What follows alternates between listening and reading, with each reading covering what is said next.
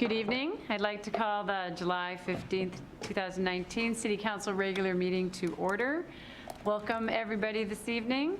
I'd like to ask those who'd like to join the council and myself for the Pledge of Allegiance to please stand. I pledge allegiance to the flag of the United States of America and to the republic for which it stands, one nation, under God, indivisible, with liberty and justice for all. Thank you. The first item on our agenda this evening is audience comments, and this is your time to address your council. The guidelines for public participation are up on the screen. Please limit your comments to 5 minutes. If you are here as part of a group, can you please identify yourself? And if you are listening today in the audience and you hear a speaker say something and you'd like to support their point, could you please raise your hand so council gets an understanding of the level of support from those that are here this evening? There is also a public hearing tonight, AB 7759, the 2020-2025 Capital Improvement Plan, including Transportation Improvement Plan.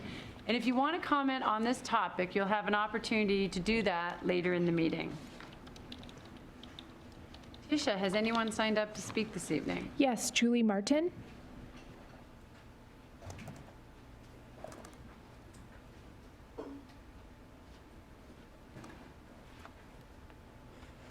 Hello again. I'm Julie Martin. Can you hear me? Okay. Yes, thanks. I'm Julie Martin, and I'm the Executive Director of the Downtown Issaquah Association at 232 Front Street North.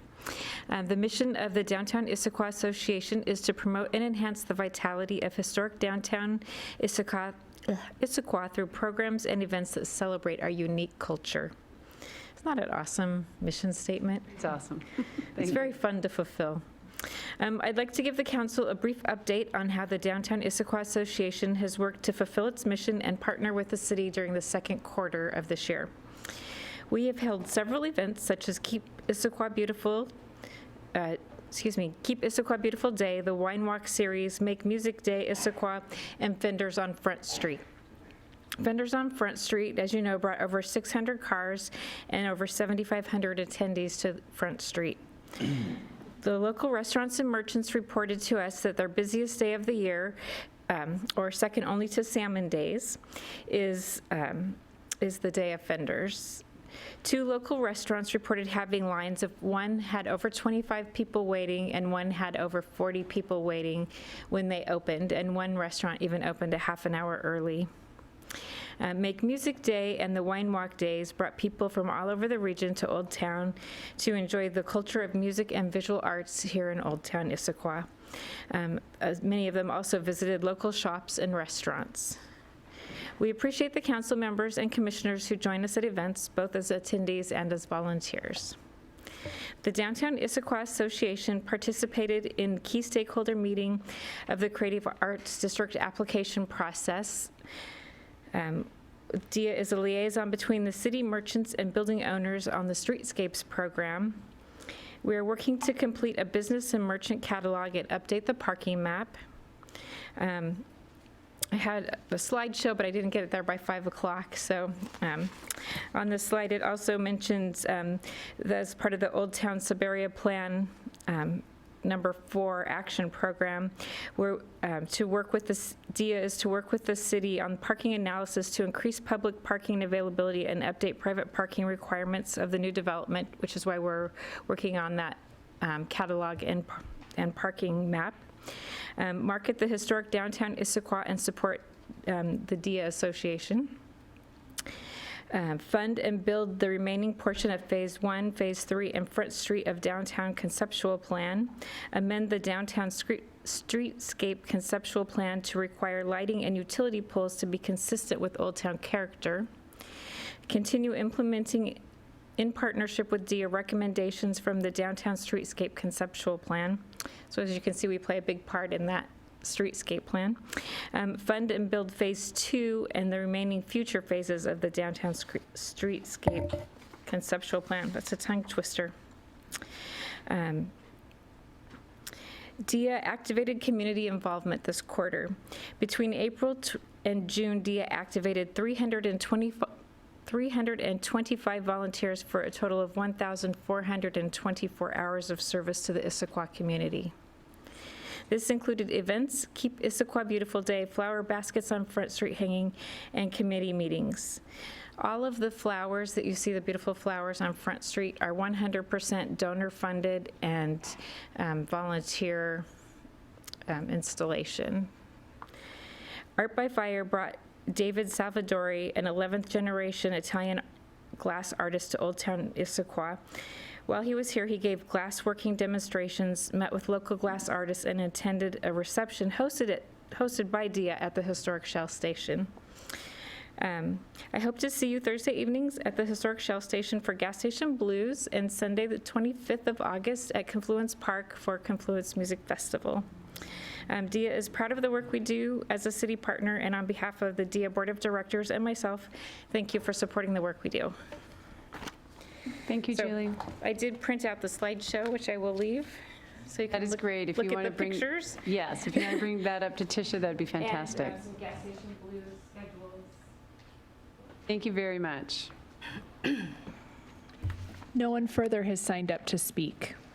Thanks. Is there anyone else that would like to address council this evening? Second call. Anyone wishing to address council during audience comments? And last call. Thank you. I'll close the audience comments. And we will move on to committee and regional reports, starting with Councilmember Walsh. Thank you, Madam Mayor. It's good to be back. The Eastside Transportation Partnership meeting for July was canceled for the summer. We will reconvene in August, and the agenda hasn't been set yet, so that concludes my report. Thank you. Welcome back. Councilmember Hunt. Thank you, Madam Mayor. I attended the Cascade Water Alliance Resource Management Committee meeting on July 11th. We talked about results from septic system monitoring as well as stormwater flow monitoring. Both of these relate to the ongoing water quality monitoring at Lake Taps, which is the reservoir owned and managed by Cascade Water Alliance. We also talked about ongoing water quality as well as herbicide application. The next regular meeting of the board for Cascade Water Alliance is July 24th at 3:30. The Land and Shore Committee will meet on Thursday, August 1st at 6:30 p.m. here in council chambers, and we have two items. The first is amendment to Issaquah Municipal Code 12.05 related to sidewalk use districts, AB 7822, and the second item is framework for residential growth, which is part of our ongoing discussion at Land and Shore regarding residential zoning. That concludes my report. Thank you. Councilmember Ray. The Services and Safety Committee met on Tuesday, July 9th here in council chambers. There were 4 informational items on the agenda.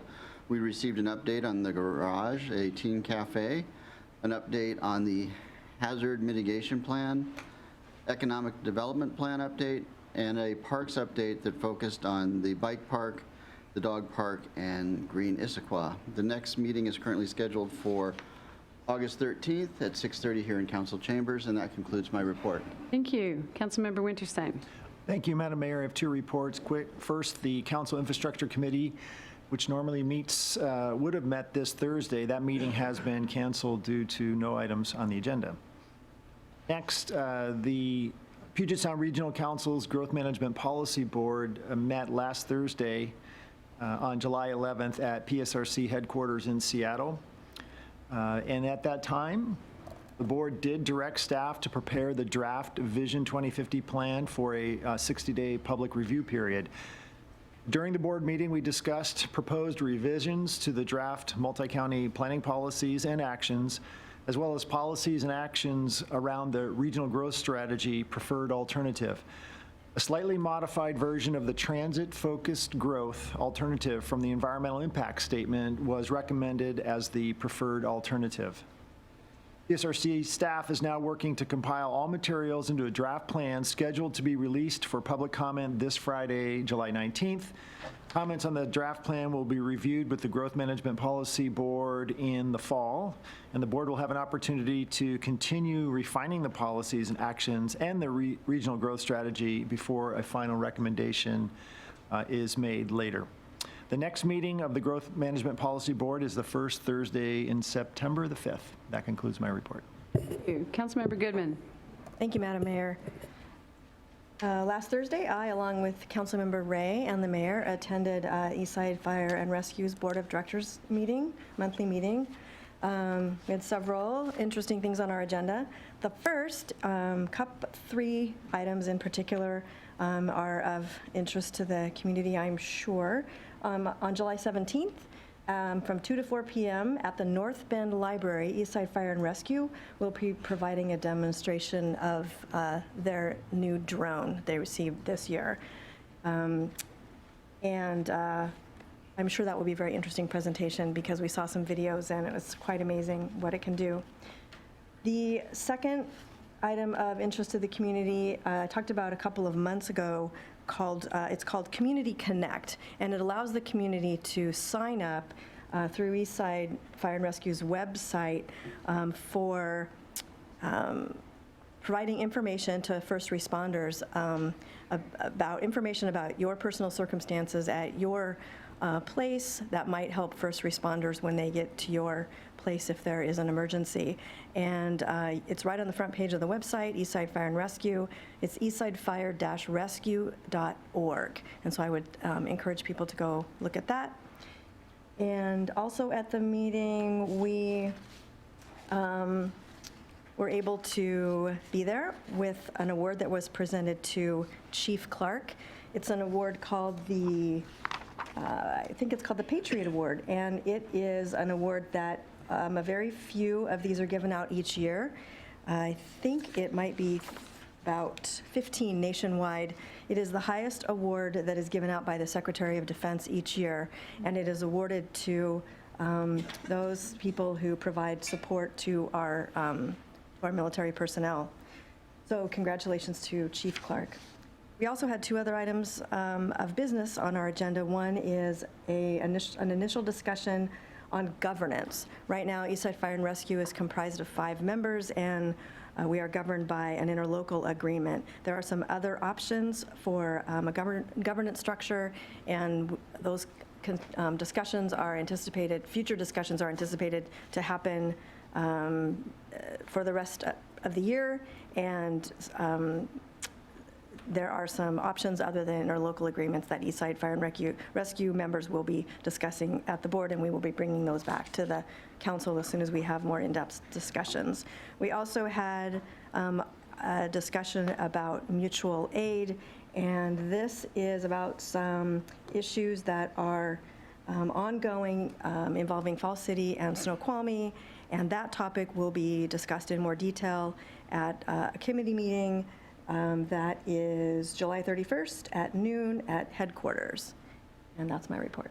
Thank you. Deputy Council President Batiste. Thank you, Madam Mayor. No report this evening. Thank you. Council President Martz. Thank you, Madam Mayor. Sound Cities Association Public Issues Committee met last Wednesday, July 10th, at Renton City Hall at 7 p.m. We had 3 issues that are potential future action items, which is all of a sudden going from famine to feast, but we don't have an August meeting. So it isn't absolutely essential that we dive into them this evening, and given that we have a full council meeting and that the minutes have not been published yet for PIC, I'm going to wait until they do. The first is on King County Charter Review and the activities around that. The second is on Vision 2050. As Councilmember Winterstein reported, we are expecting to see the draft plan this Friday, July 19th. We have a King County Growth Management Policy Council meeting on July 24th. It is not expected that the SCA PIC members will be able to have much to say that reflects the will of their cities because such a short amount of time will have occurred between those two. However, GMPC does meet again September 27th, which will be 5 or 6 days after SCA's executive board meets. And so there is a hope that with feedback from the cities in the intervening couple of months, and with a second conversation on Vision 2050 at the September PIC meeting, SCA board will be able to talk intelligently about this, and thus GMPC will be able to reflect that intelligently at our committee meeting. such is the hope that we have. And then the third issue for potential action revolves around potential position from SCA on House Bill 1406, state sales tax credit for affordable housing, and whether SCA should sort of provide umbrella guidance as to how that might be structured. So all three of these items I plan on bringing back to council for good of the order after PIC minutes have been released and you've had a chance to take a look at them. But we have the rare luxury of 2 months between a PIC meeting, so we have time. As I mentioned, GMPC meets July 24th. The agenda is still to be determined. This concludes my report. Thank you, Council President. On to the mayor's report. I do have one housekeeping item that is not on my mayor's report. Vicki, Councilmember Hunt and I have been attending Cascade Water Alliance board meetings where there has been discussion about support services dealing with Metro King County Sewer. I do have some additional information tonight. The board meeting, I believe you said, is next week. And I think they're going to be voting on that item, and so I have some additional information to present to you at good of the order, sort of finish that conversation before we have the board meeting. Mayor's report. There will be an executive session this evening to discuss cybersecurity per RCW 42.30.110 paren 1 paren A paren 2 and pending potential litigation per RCW 42.30.110 paren 1 paren I. These items are expected to last 70 minutes. No action is anticipated to follow in open session. I'm going to give a little update on the city administrator recruitment that's been going on for a couple of months now. We had a total of 80 applicants that applied for our posting, which closed on June 12th. There were several first-round interviews online via Skype conducted in the past few weeks, and we conducted in-person interviews for 6 finalists on July 10th. We invite all council members, residents, and city staff to attend a public forum to meet the top 2 finalists on July 25th from 6 to 8 p.m. at Workshop Issaquah on Front Street. Last item on my report is an update on a project in another city. It's the Issaquah Falls City Road project. Our neighbors, the city of Sammamish, are about to start a major construction project along Issaquah Falls City Road from 242nd Avenue Southeast to Klahani Drive Southeast that will add capacity and improve safety. This project includes widening the road, adding 3 roundabouts, and building bike lanes, sidewalks, landscaping, and a protected student crossing at Pacific Cascade Middle School. A new bridge located between 247th and Klahani Drive will also raise the roadway to improve safety and meet driver sight distance requirements, as well as enhance the North Fork of the Issaquah Creek. During most of this 2-year project, the roadway will remain open with 2 lanes of traffic. However, it is estimated the road will be closed to traffic between 247th and Klahani Boulevard from the spring of 2020 to the fall of 2020 while the new bridge is built. The City of Sammamish is hosting a pre-construction open house at 6 to 8 p.m. July 31st at Pacific Cascade Middle School. More details, including maps of detours and additional renderings of the project, are available at sammamish.us. And that concludes the mayor's report. Moving on to the consent calendar. The consent calendar was distributed to council in advance. If authorized, the items on the consent calendar will be considered together and approved in one motion. Have the payables and payroll been reviewed? They have. Yes. Thank you. Does any council member desire to remove any item from the consent calendar and consider it under regular business? Is there a motion? Madam Mayor, I move we adopt the consent calendar as listed in tonight's meeting agenda. Second? It's been moved and seconded. All those in favor signify by saying aye. Aye. Opposed? That passes unanimously. We'll move on to our public hearing, AB 7759, the 2020-2025 Capital Improvement Plan, including the Transportation Improvement Program. This item was continued from the July 1st council meeting and was discussed at the July 8th work session. Tonight, there will be a brief staff presentation followed by the continued public hearing. Following the hearing, council action is anticipated. I'd like to invite Finance Director Beth Goldberg to make a presentation. Welcome, Beth. Good evening.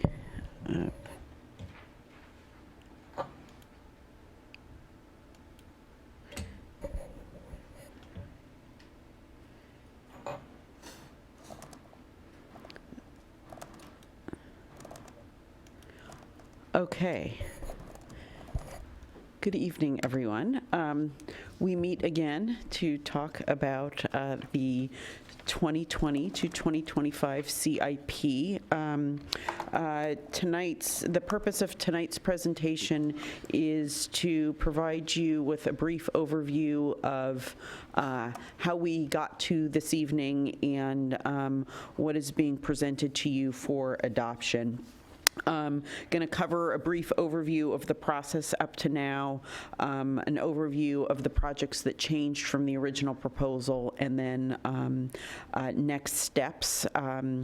There shouldn't be any surprises to anyone in this presentation, as these do reflect things we've previously discussed and the changes that we heard from council over the last couple of council meetings. As a reminder, we are hopefully at the last step of this process this evening, concluding a process that began on June 5th when the administration transmitted the proposed CIP to council. We've had a number of work sessions, a public hearing on July 1st. Tonight we'll conclude the public hearing, and then council will consider adoption of the CIP. Want to remind council something that we have mentioned, I think, in every one of these presentations, is the CIP is a planning document. It is a statement of intended plans, but they are not final decisions. Every project within the CIP is subject to change, subject to modification, either through subsequent budget processes, through subsequent policy discussions. We've talked about a number of policy issues that will be coming back to the council for discussion, and then subsequent updates to the CIP. The CIP is updated every 2 years, so there are opportunities to revisit at those junctures. I will also point out that by its very nature, capital improvement projects tend to be very fluid, particularly the larger projects, the more complex they are. So again, this is a planning document. As a reminder, the CIP, we plan for a 6-year period, so 2020 through 2025. The process that the city undertook to prepare the CIP was exhaustive. It involved 22 capital managers, and 7 city departments collaborated to produce the proposed CIP. The CIP covers a number of asset categories within the city: capital equipment, municipal facilities, parks and recreation, technology systems, trails, transportation, and water, sewer, and stormwater projects. Also, as a reminder, we are required by state law to adopt a transportation improvement plan, and the capital improvement plan that council will be adopting also serves the purpose of the transportation improvement plan. So the resolution that you will be considering later tonight adopts both required plans. As we have talked about during this process, with a 6-year planning horizon, there is more certainty in the near term and less certainty in the out years.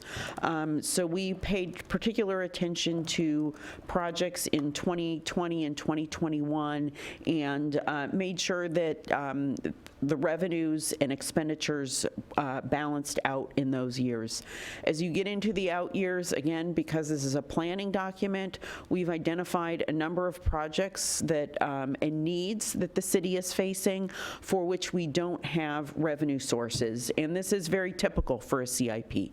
We're identifying things that we need to be focusing our attention on, both as staff and then council as the policy-making body, into the out years. And it's important that we get some of these, particularly some of these larger policy things, on the radar now, because they do take time to flesh out and to have those policy discussions.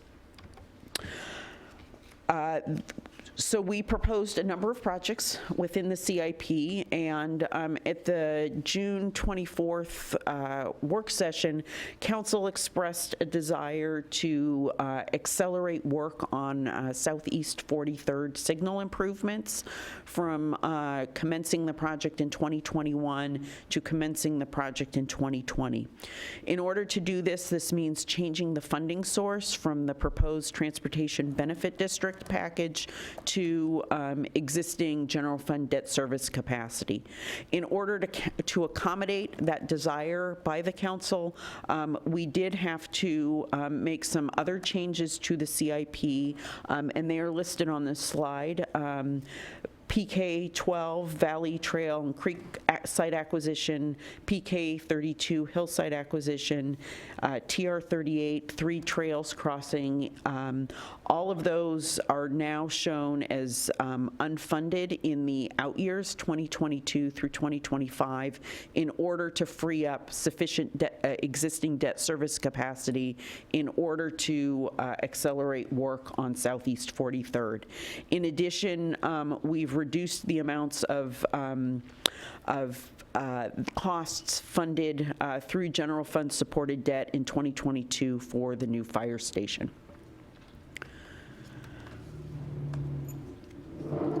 At the July 8th work session, we also heard from the council a couple of things that led us to make a couple of more changes to the CIP. The first is to TR 30, the pavement management program. There was a request by council to change the project description to better align that with the intention of the Transportation Benefit District. So the CIP pages that you have before you tonight reflect those changes. And then there was also a request to change the description of the Hillside Park project to provide some clarity around the likely reallocation of funds to support the project. So again, those are reflected in the revised CIP pages that have been presented to you in preparation for this meeting. I also want to note one other thing that's not reflected on the slide, but it is a change in the CIP documents that were provided, and that is that we on the Sycamore Sewer project, it was originally in the original proposed CIP was slated for funding in 2020.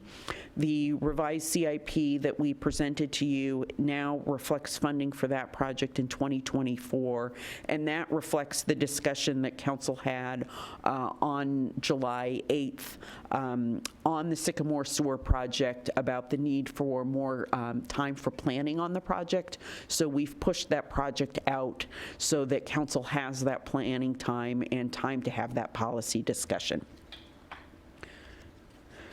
So I'm going to wrap up the presentation where we started, which is the CIP is a planning document, and nothing in the CIP is a certainty until we go through subsequent budget processes and is subject to change as council debates some of these larger policy issues that will be coming your way in the coming months and years to come. So with that, we'll pause there for questions and hand it back to you, Madam Mayor. Thank you. Before we go to the reopening or continuing the public hearing, does council have any questions for Beth or Emily at this point? Member Hunt? Do we need to list potential funding sources, including mitigation funding sources in the CIP, even if there's not a specific amount planned for a given project?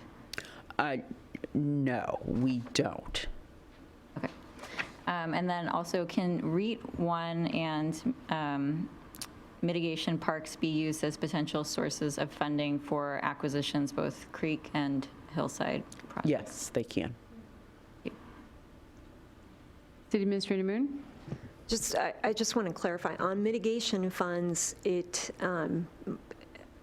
has been guidance that we have received that mitigation funds need to be identified in the CIP. Now, Council has the opportunity to amend the CIP and identify a project being eligible for mitigation funds in the future. So mitigation funds are treated a little bit differently than, say, REAP funds or other funding sources, where we have a little bit more flexibility to later apply those funding sources to those projects. But with mitigation funds, we try to identify those up front, that these are eligible projects for mitigation funds, and we try to describe the amount of budget that we anticipate perhaps taking from those funds for those projects. If they're not shown in this adopted CIP, it does not preclude you from using mitigation funds some point in the future, but we would highly recommend that you come back and amend your CIP to show that project as being eligible. That happens from time to time as scope changes on a project or as more of that funding source becomes available, so you always have the opportunity to amend the CIP. But with mitigation funds, we would advise you to show that as a funding source along with anticipated amount of that funding source that you plan to use. Councilmember Hunt, I'm going to let you reframe your question, because I think your question more was about even if mitigation funds were not currently being put in a dollar amount, your question is about whether or not there should be just a category line item for it. Right, and so to clarify, my understanding is we don't need to, even for mitigation, we don't need to put that as a category to use those funds, but if there is a specific project that is identified for use of those funds with a dollar amount associated, that's when it would be appropriate to include it. But we wouldn't include it even as a category if there isn't a dollar amount. Yes, that's accurate. Okay, great, thank you. I've kind of lost track. Did you got an answer to your second question? Okay, are there any other questions? Councilmember Ray. So I apologize for not saying this ahead of time. This is a follow-up on what I asked earlier, but one of my questions was around encumbrances, and it deals with mitigation. So what constitutes an encumbrance of a mitigation fee?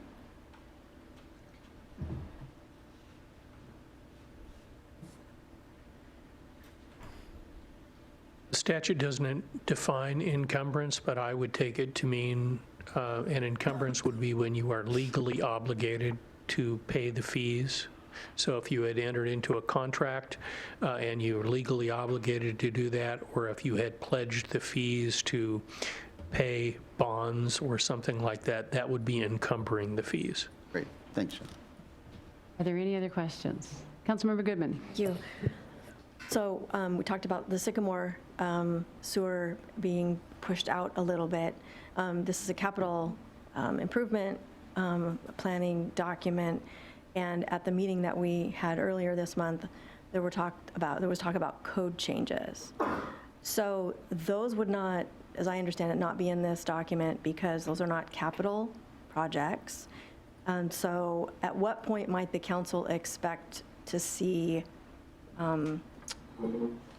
proposals on any code changes? And I don't mean months and years, I mean what part of our process during the year might we, the council, be entertained with a proposal for monies to be spent on code changes, for example? Yes, Administrator Moon. Councilmember, can you clarify what kind of code changes you're perhaps anticipating? Well, we talked about earlier in the month, we talked about code changes maybe for monitoring, testing, things like that.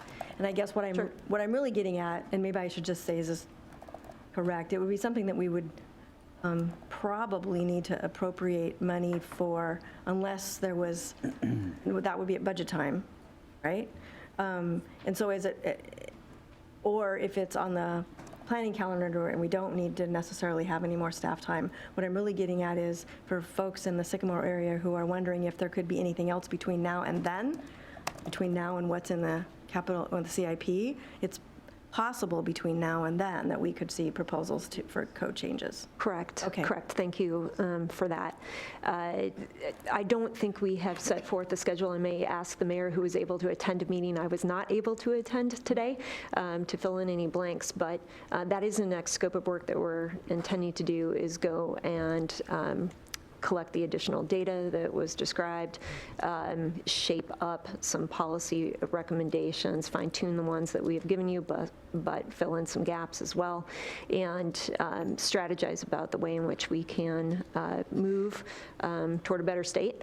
And so I would anticipate that we're probably not going to bring forward those code changes before the end of the year, but more so early next year is what I would anticipate, just given what the calendar foreshadows for you over the fall. Okay. Sure, I'll add a little bit to that. We have been having internal discussions about it, and just to be clear, we're in the middle of a city administrator transition, and so Ms. Moon will be retiring, nice word, in 2 weeks.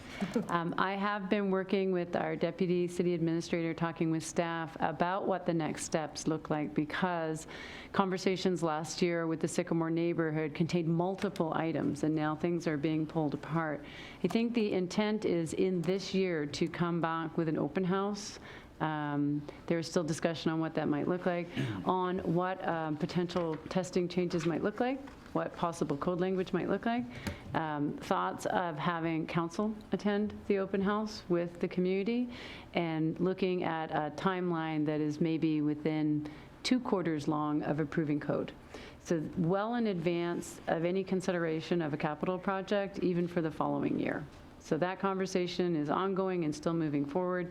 And the capital project conversation, you will decide tonight when you make your vote as to move it to the outer years. Great, thank you. I appreciate, I realize that that's not technically part of our discussion tonight, but I think if there are people that are here or watching or hear what happens tonight, they will be curious. And so I think that's appropriate information to share. Thank you for doing that. Are there any other questions before we continue our public hearing? None. So the guidelines for the public hearing are similar to, or the same as the ones we had put up for audience comments earlier. And again, if you're here speaking for a group, please identify which group you are speaking for. And those in our audience who want to indicate support and show council they support a speaker's comments, please raise your hand. I'm going to open the public hearing at 7:37. And Tisha, do we have a list? No one has signed up to speak. Okay. So I see Joe Werner just jumping up and down the front row. I'm sure he wants to put his hand up. We don't have anyone on the list, but as you all know, I will continue and to open it up to anyone who wishes to speak tonight. Please raise your hand. Come on up to the microphone, identify your name and your address, and if somebody else would like to speak, maybe you could just queue up with a person. So please come on up and join us. Thank you.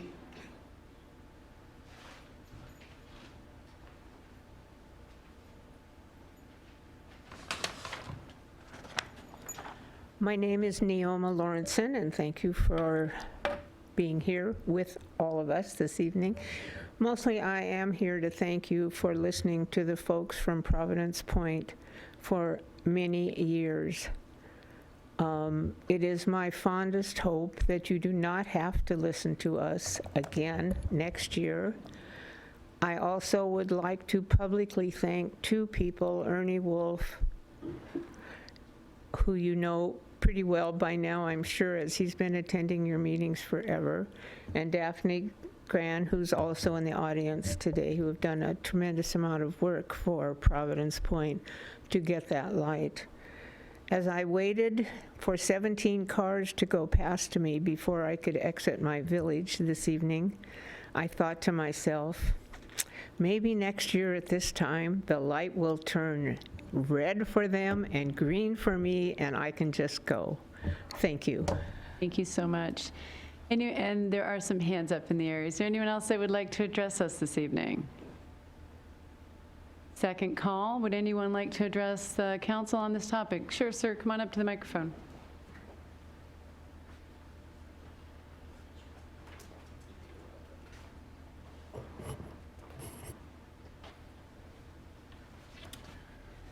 My name's Dan Schoaf. I'm a Sycamore resident, and I'm here to talk about the sewer. I guess my first comment is, what's the status on Mike and Kathy Pierce's question list that was sent to council? We haven't had any response to that letter, and that was sent on the 25th of June. And I guess the question is, when should we expect an answer to those questions? Thanks, Dan. If you can present all of your information, and then if you're comfortable to leave it with the clerks, that would be great. I can have the city administrator provide a follow-up when you're done. Thank you. Okay. My next comment then is on the SW09, the sewer utility Upper Sycamore extension. I think as I read through that project proposal, it is pretty slim on facts for the reason why we're going to spend $2 million plus to put that project in. Currently, the statement is there are a number of systems in the area that have been characterized as in a state of pre-failure. It's a simple question, but why is no number ever presented in any of the discussions about sewer? All we hear is a number. Well, let's use the number 0, and then we can just make this whole thing go away for now until we do the engineering studies and the testing to find out if the sewer is even needed in the neighborhood. Because right now, the data that was used to say there were failures in the system was a walk-around event by one of the city engineers who walked from house to house, and there was some confusion in some of the lots. He thought the drain field was here, and the owner told him, no, it was over there. And so there was a lot of mass confusion. And again, it's not an acceptable test. It's basically walking on soggy ground or a sniff test. Neither one can be characterized as a way to measure anything. And then my other comment, well, I guess that was sort of raised here, was the notion of the spending while unfunded. It sounds like all the funding gets sorted out when the budget work gets done. And I would raise the issue that I would like to see the city not have to raise the sales tax to fund some of these projects that are coming on. We need to learn to live within our budget. We've got plenty of taxes in place right now. We've got RTA breathing down my back. We've got 10% in taxes already in the city, and we're going to go up to 10.2. I don't know when it's going to stop, and it's getting to be kind of expensive to live in this city for what, I'm not so sure anymore, you know? So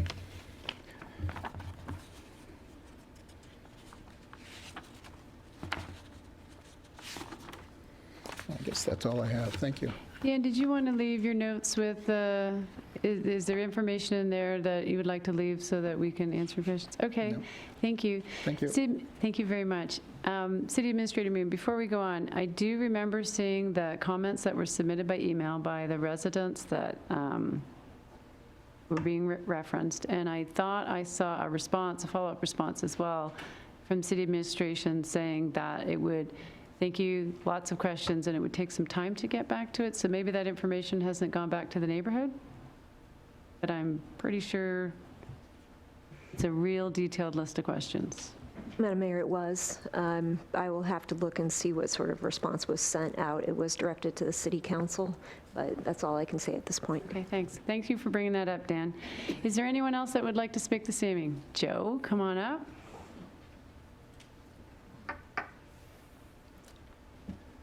Thank you. Name is Joe Verner, 1230 Oakwood Place, Issaquah. Don't have any comments, but have a question. And that question deals with the proposed 0.2% sales tax increase to help fund capital improvement plans. So 2-point question. One, is this item actually scheduled for a vote, and when is that vote coming up? And 2, what's the estimated revenue per year for the city on that proposal? Thank you. Maybe we can get the answers this evening, or at least communicated back to me, text or email. Sure. I don't have it off the top of my head, but sure. Outstanding. Thank you. Thank you, Joe. Is there anyone else who would like to address council this evening during the public hearing for the capital improvement program? Second call. Anyone wishing to address council?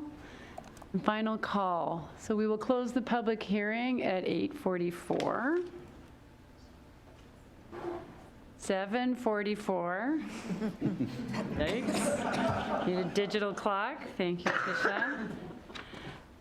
So, council, how would you like to proceed? Is there anyone prepared to make a motion this evening? Or pose a question or a comment? Councilmember Goodman. The last question about the 2%, and when is that scheduled? Nothing is scheduled, but I was wondering if we could just get a few sentences on the relationship between the CIP and that future potentially anticipated revenue stream. Beth, would you like to come up and address that question? Yes, so we had talked at the last work session about coming back to council with a schedule, or maybe let me step back a bit. Council, the July 8th, sorry, I'm suffering from time issues as well. July 8th, council expressed an interest in perhaps looking at Southeast 43rd and whether the TBD revenue could also back that project along with general government debt service. And we said we were going to come back and talk about potential timing of that. I think, is that what you're asking? Well, I think I got the sense that the question was basically a higher level relationship between that potential revenue stream and the CIP. Yes. And I mean, I think so that's one relationship. Yeah. And they may or may not be linked. Council did not make a decision about that. They asked for more information, and we're working on a presentation to do that. In terms of the TBD sales tax in particular, there had been talk about putting this on the ballot in 2020, and so we would need to come back to the council and settle on ballot language. Sometime before then, it gets wrapped up into that last discussion, because that may come earlier, it may come later. So council will need to have a discussion about what to put on the ballot, when to put it on the ballot, what the content of that ballot measure is. The CIP talks about a series of projects that are for potential funding from that funding source, but until it is put on the ballot, this is just, to use that word again, a planning document. So that would be the timing, and the CIP contemplates a 2020 ballot, which would mean the revenue would start coming in 2021, which is why the projects slated for the TBD in the CIP, those aren't funded until 2021. Thank you. That's, I think we had a couple of questions about that, and I just wanted there to be an opportunity to kind of clear that up for people who don't have the extreme fortune to sit through hours and hours and hours of presentations with us. So thank you. Thank you. Councilmember Walsh, followed by Councilmember Hunt. Just another clarification on that for the public. When we say TBD, we mean Transportation Benefit District, and that's just really something that says, hey, we need to find a way to fund some of these transportation projects. The way that the council has kind of moved forward with a potential recommendation is a sales tax. So when we talk about TBD, often we're kind of referring to that sales tax idea, but none of those full decisions have been made, nor are they being made with the CIP. Member Hunt. Related. So I wanted to clarify a point on TR 031, which is the Southeast 43rd signal improvements. This was one that we also heard public comment about tonight and in many earlier nights. So that in our current CIP, that is listed as TBD package, general fund, existing debt capacity. And really it is general fund, existing debt capacity. And so I wondered if you could just clarify in that case why the funding source is listed as TBD package, because I found that confusing. And so just to clarify that, and then also just for our for everyone's information, that is funded with general fund existing debt capacity in 2020 and 2021, starting in 2020 in the current CIP. Yes, so I think we've talked about this at previous council meetings, that the conversations on these 7 unfunded transportation projects, they became designated as projects to focus on last August, before my tenure here at the city, and the Ad hoc Finance Committee was directed to look at funding options for those using TBD sales tax revenues. During the course of the Ad hoc Finance Committee deliberations about those, and this also was summarized to the council, I believe, at a March 29th council meeting and another one May 13th. During those deliberations, determined that there was not sufficient TBD sales tax revenue to cover the full scope of those projects. So started looking at existing debt service capacity as another strategy. All of those got packaged together for continuity and to point to the fact that that is how those 7 projects evolved and came before the council in the CIP. Thank you. Yes, this was just a clarification because that one in particular is not funded by TBD sales tax. Council President Martz, followed by Councilmember Winterstein. Madam Mayor, I move to adopt resolution number 2019-07, adopting the capital improvement plan for 2020 through 2025, including the 6-year transportation improvement program. Second. It's been moved and seconded. We can still have questions and conversation. So did I see Councilmember Ray's hand up? No. Councilmember Winterstein. Thank you. Actually, I'm going to continue just to make a point. For what it's worth, I view what we've done is define what we call a transportation package. There's projects, we've identified ways to do it, and a time frame to do it. It's not everything that's in the TIP, it's a subset of 7. Happens to be that some of that funding may come from bonds that we pay off the debt using a sales tax increase as made possible by a TBD. So we're talking about a transportation project package and multiple ways that it could be funded. TBD is one of them. It is unfortunate, I did see that, and I decided not to comment on it. It is unfortunate that it does say TBD package, because there is really not, in my mind, a TBD package. There's a transportation package, and TBD is one of the funding sources. Just that's the way I think about it. Interesting. Other comments or questions? Councilmember Ray, followed by Councilmember Hunt. I want to do a little further clarification on the TBD is not a funding source.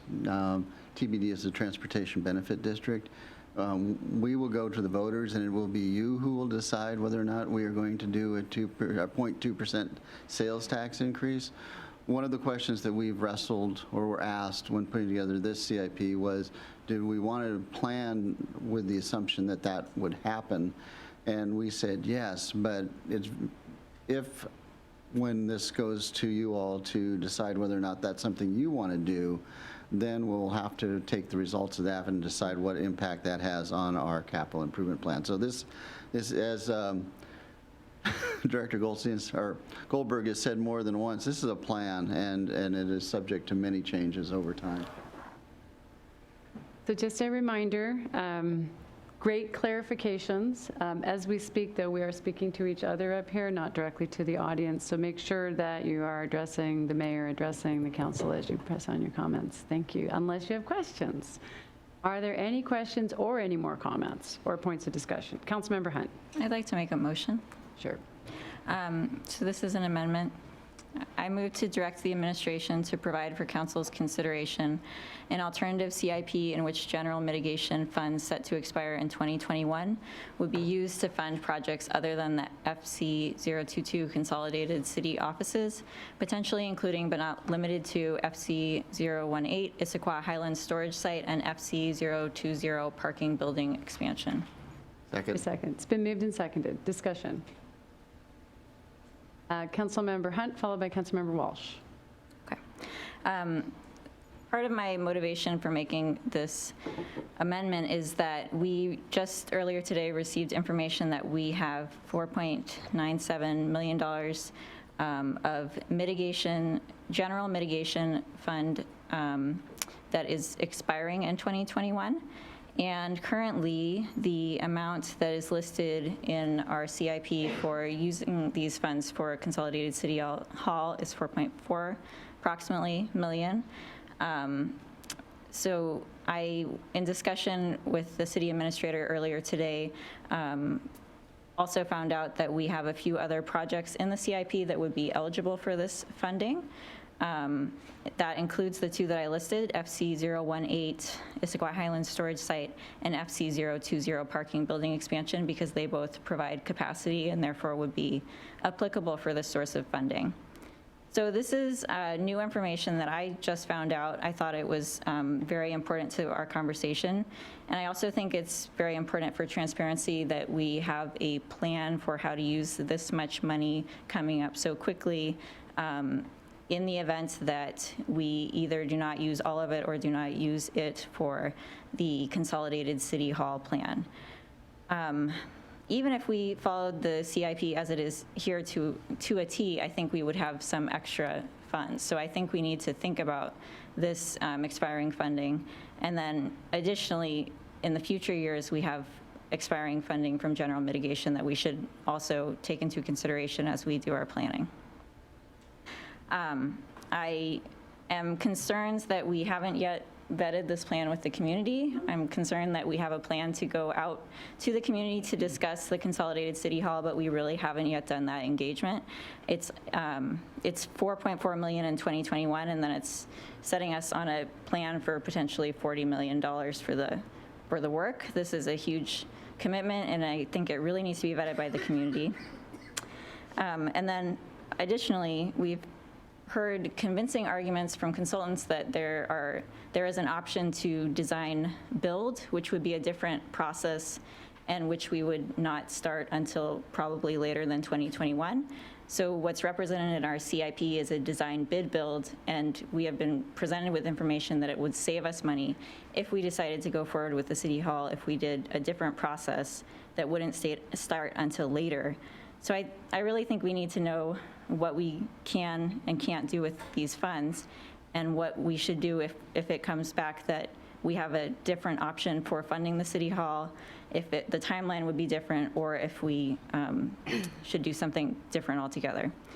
And so in conclusion, I think this is very cart before the horse to have this funding in 2021 and to have that be the only option we're presented with.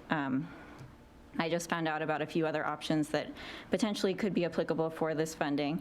And I really think we need to have a backup plan and an understanding of the ripple effects that will come from that plan. As has been pointed out to me many times, if we make a change in one part of the CIP, it'll change a bunch of other things. So we need to have that holistic picture of what the CIP will look like if we chose to use these funds in a different way. And 2021 is coming up fast. And lastly, it's been pointed out many times that this is a planning document, so I think this is exactly where we should be thinking about the backup plan for those funds. Councilmember Walsh? Thank you, Madam Mayor. I very much appreciate Councilmember Hunt suggesting a backup plan. It's what we should always be addressing. My question there is in regards to these two particular projects. When I'm looking at their funding sources, it looks like right now most of their funds are coming from utility funds, so water, stormwater, sewer fund, which have their own set of costs and revenues that should be balanced. And if I look at kind of our general government funds for the two of those, it's about $63,000 and $47,000, both coming out of REIT 1, I believe. So I'm trying to understand how this would represent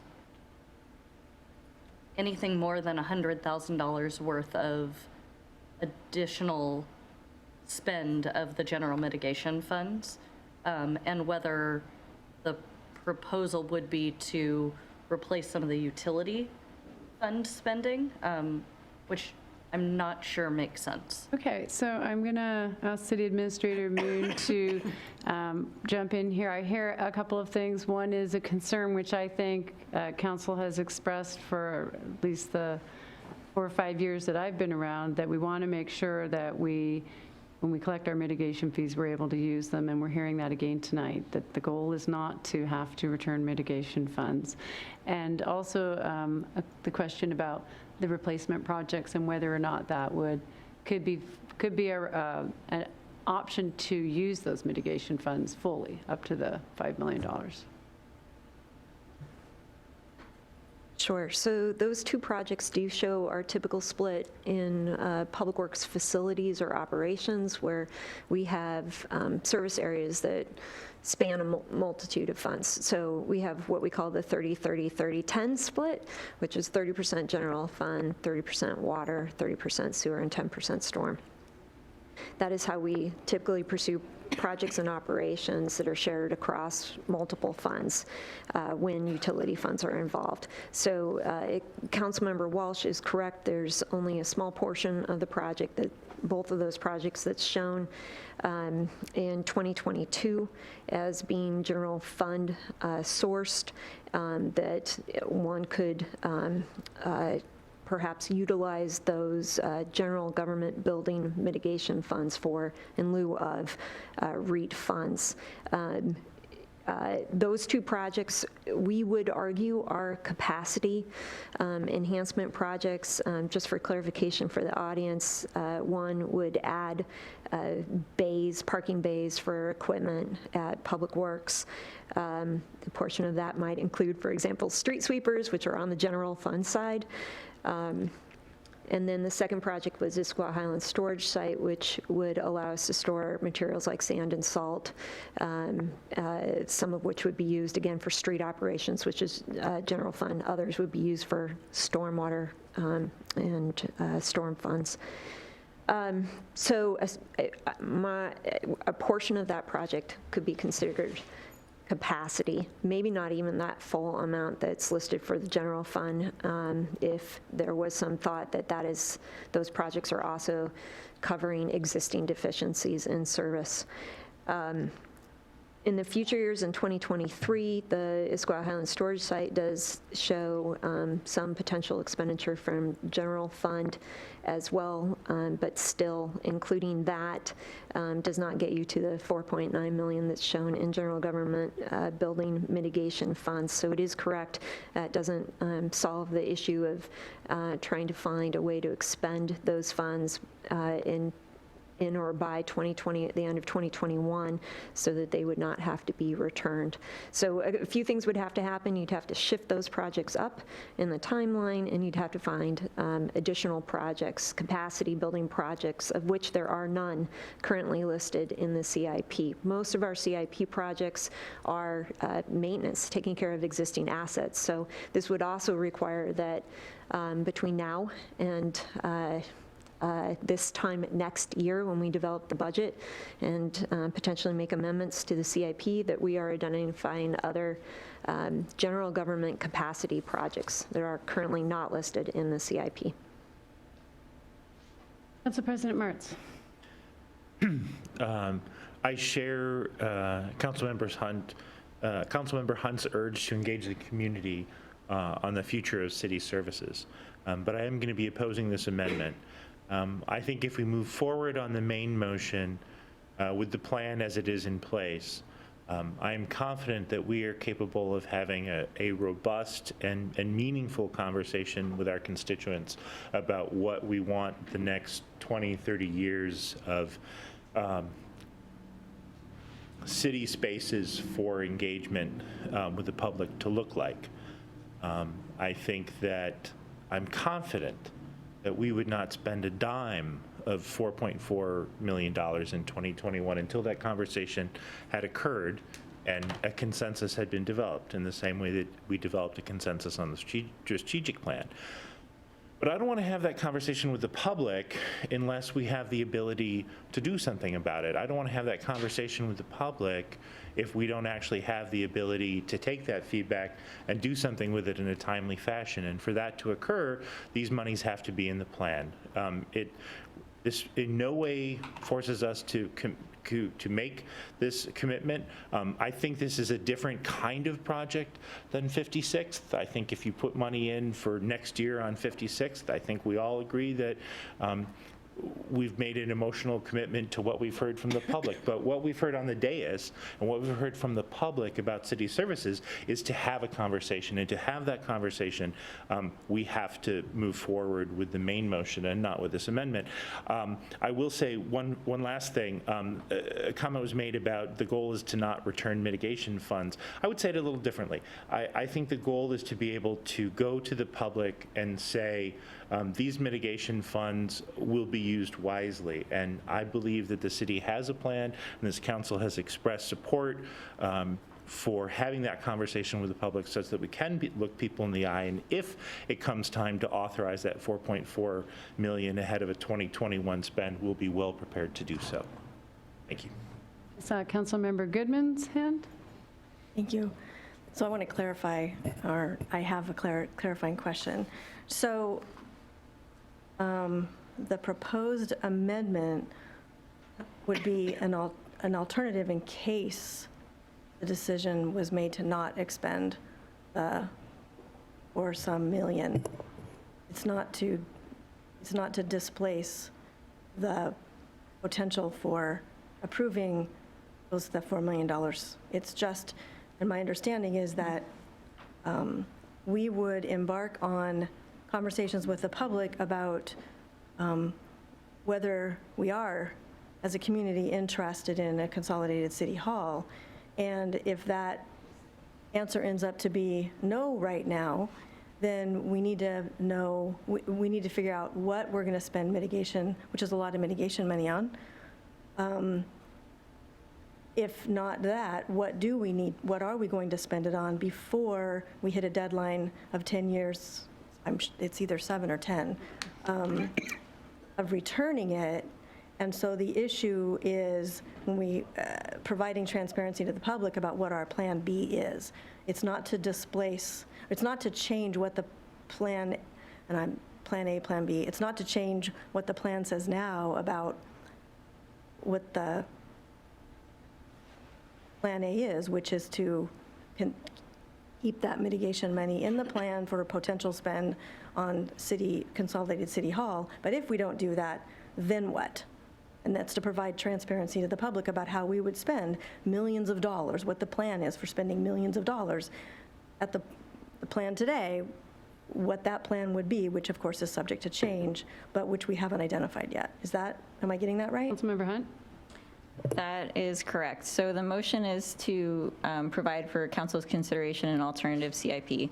And part of that is that we just today received information about what other projects could be funded with this and also how much money is expiring in 2021.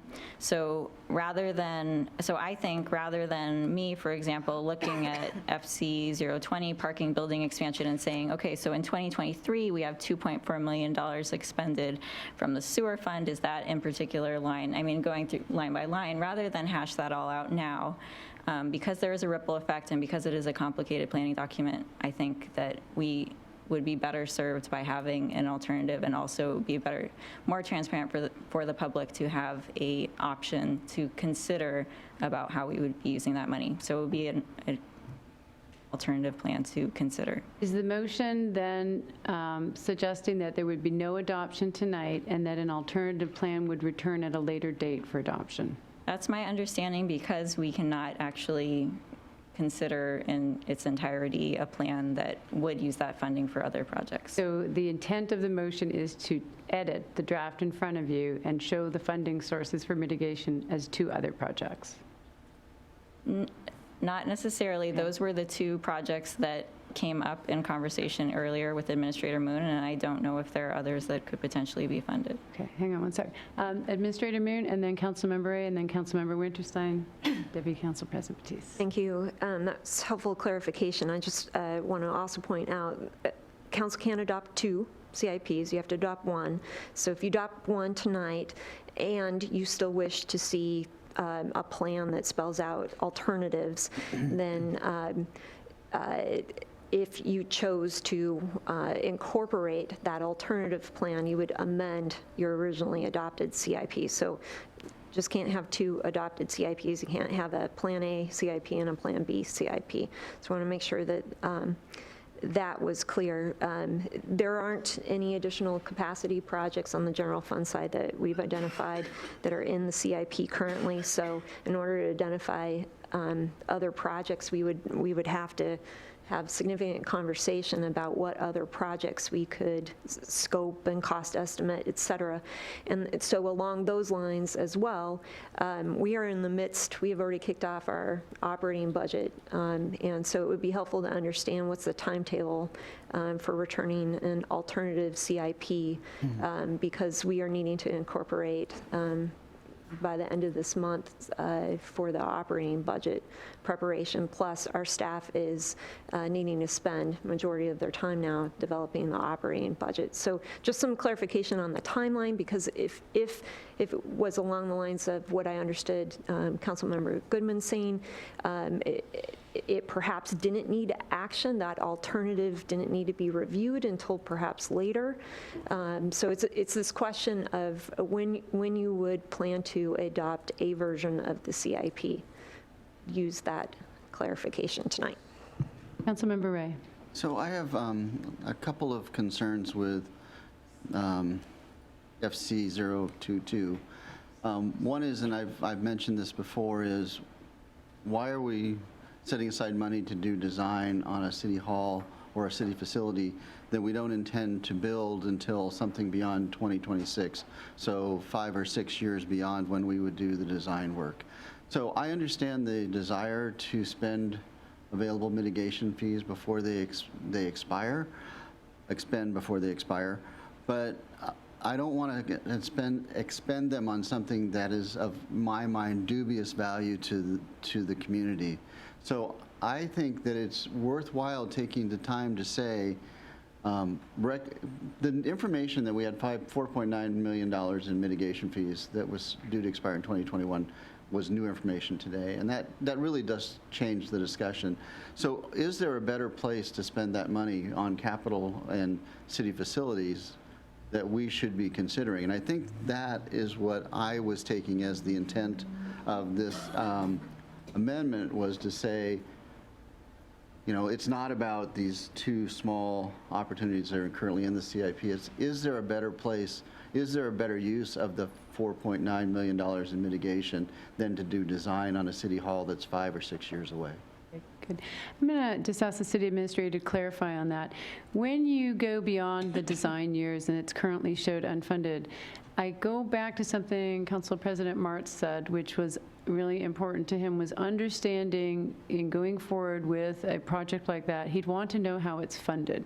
Is that why those columns are blank in the outer years? Is the intention to actually design and build 6 years later, or is the intention to have a conversation, have a funding strategy, and to start to populate those outer years so that we go from design to construction? Yes, the latter. So after the community conversation and after we sort of design what project do we want to pursue, and we have a conversation about how do we wish to pursue that. Is it design build, for example? Then we would populate those further out columns and decide what's the appropriate year for construction if we had a project. I'd also like to clarify that City Council has been provided with aging report for the mitigation fund. So this is not the first time that Council has been made aware of the year in which those general government building mitigation funds would expire. I remember that. I would just say for new council members in their first year of a capital or an operating budget, not all of that stuff is front of mind. So I think there might be some council members here who recognize and remember the aging schedule, but I would say it probably wasn't particularly noticeable to you. Councilmember Winterstein, followed by Deputy Council President Batiste. Yeah, it's actually a point of order. The main motion is to adopt the CIP. The amendment is to provide an alternative CIP. And if this amendment doesn't actually alter any part of the motion in front of us, I'm not sure that the amendment is appropriate. If someone doesn't want the current one, then they should just vote against it. And then we can consider another motion afterwards. So that's a question. Okay. Looking at my legislative expertise. Point of order. I also, not meaning to put you on the spot, if this is a little more of a complicated question than we thought, we could take a 5-minute recess and let you convene. You want to answer it? Go ahead. An alternative to this could be to vote down the amendment and vote down or withdraw the amendment or the motion that was made to approve the resolution.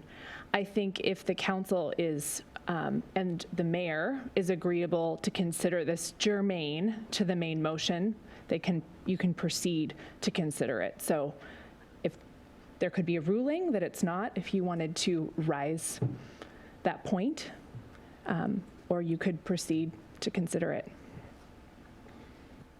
So we have options. And I'm looking to the body to decide. I can, as a mayor, express where, on the clerk's interpretation, where I feel whether or not it's germane or not, but I would really rather have the body decide how to work on this on themselves. Councilmember Winterstein? Well, thank you for allowing me to follow up. It seems the intent is to actually do something structurally different than what's in front of us. And I think an amendment should reflect those changes. I'm hearing that maybe we don't have enough information to put something like that together. And so I think it's either, I really don't, it doesn't feel germane to me. This is a proposal. It says and we have it in written form. It was passed out to us ahead of time. That provide an alternative CIP. And so unless we can provide that as amendment to the one in front of us tonight, then I don't see how this is germane. Council President Martz, Councilmember Goodman, Councilmember Hunt. Madam Mayor, I would recommend that we take that 5-minute recess. I think that a point of order requires a ruling by the person chairing the committee, at which point there are options available to council if they disagree or disagree with that ruling. Great. Let's do a 5-minute recess. Okay. Thanks. So we will be in recess for 5 minutes.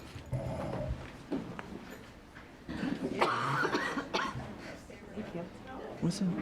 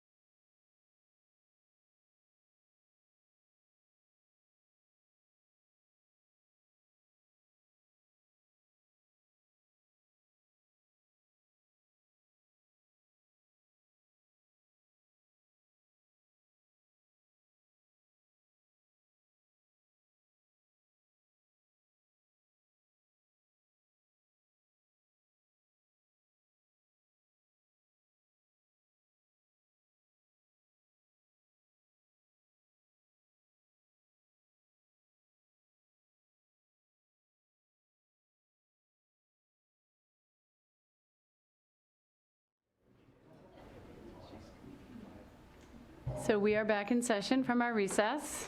I have consulted with the parliamentarian expertise that we have available tonight. I want to thank Councilmember Winterstein for his question. Actually, it is a good question. The amendment that was proposed acts as a substitute motion, meaning there will be a different outcome if you vote on it. So this is a multi-part vote on the amendment. The first vote that I will call for after you are done with your discussion and deliberation is a vote of the council on whether or not you want to vote on this substitute motion. If that vote were to fail, we will go back to the main motion. You will continue conversation. If that vote is to pass, we will vote on the substitute motion, which would be to prepare an alternate CIP. That is a little unusual for us. I don't remember doing this before. I just want to understand if there has been enough discussion and deliberation that you know that you want to proceed to the vote now, or you feel like you want to talk about this some more. Councilmember Walsh. So, as a question on this, I know the 4.4 million right now is designated for a consolidated city hall. If we had a community conversation and the community said strongly, we would like to continue with multiple locations, we're still going to need expansion. So could we use any of that money potentially for working on design and expansion of the existing buildings? And could we do that in 2021 with the general mitigation funds? Question. Administrator Moon. Yes, we could. I'm a little unclear, and maybe the city attorney can help clarify. If we're entertaining comments right now on this, on whether to consider the substitute motion, or are we talking about the actual replacement motion? So at this point in time, that's a good point. At this point in time, actually, I got to say, I'm a little confused about that too, because I think some of what Lindsay is asking is germane to whether or not she may even want to vote on a substitute. Yes. So that's exactly tough. That's tough. Fair enough. I saw the city attorney nod, so okay. just trying to make sure we're following the procedure. Yes is still the answer, as long as those renovations to existing facilities were of the nature to create capacity, then we could utilize general government building mitigation funds for those projects. Okay. And a second question.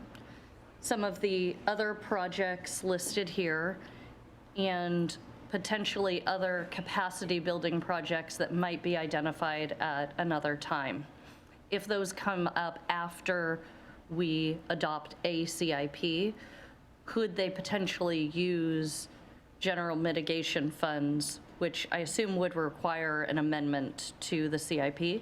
That's correct. We would propose to come back with an amendment to the CIP and then identify those funding sources.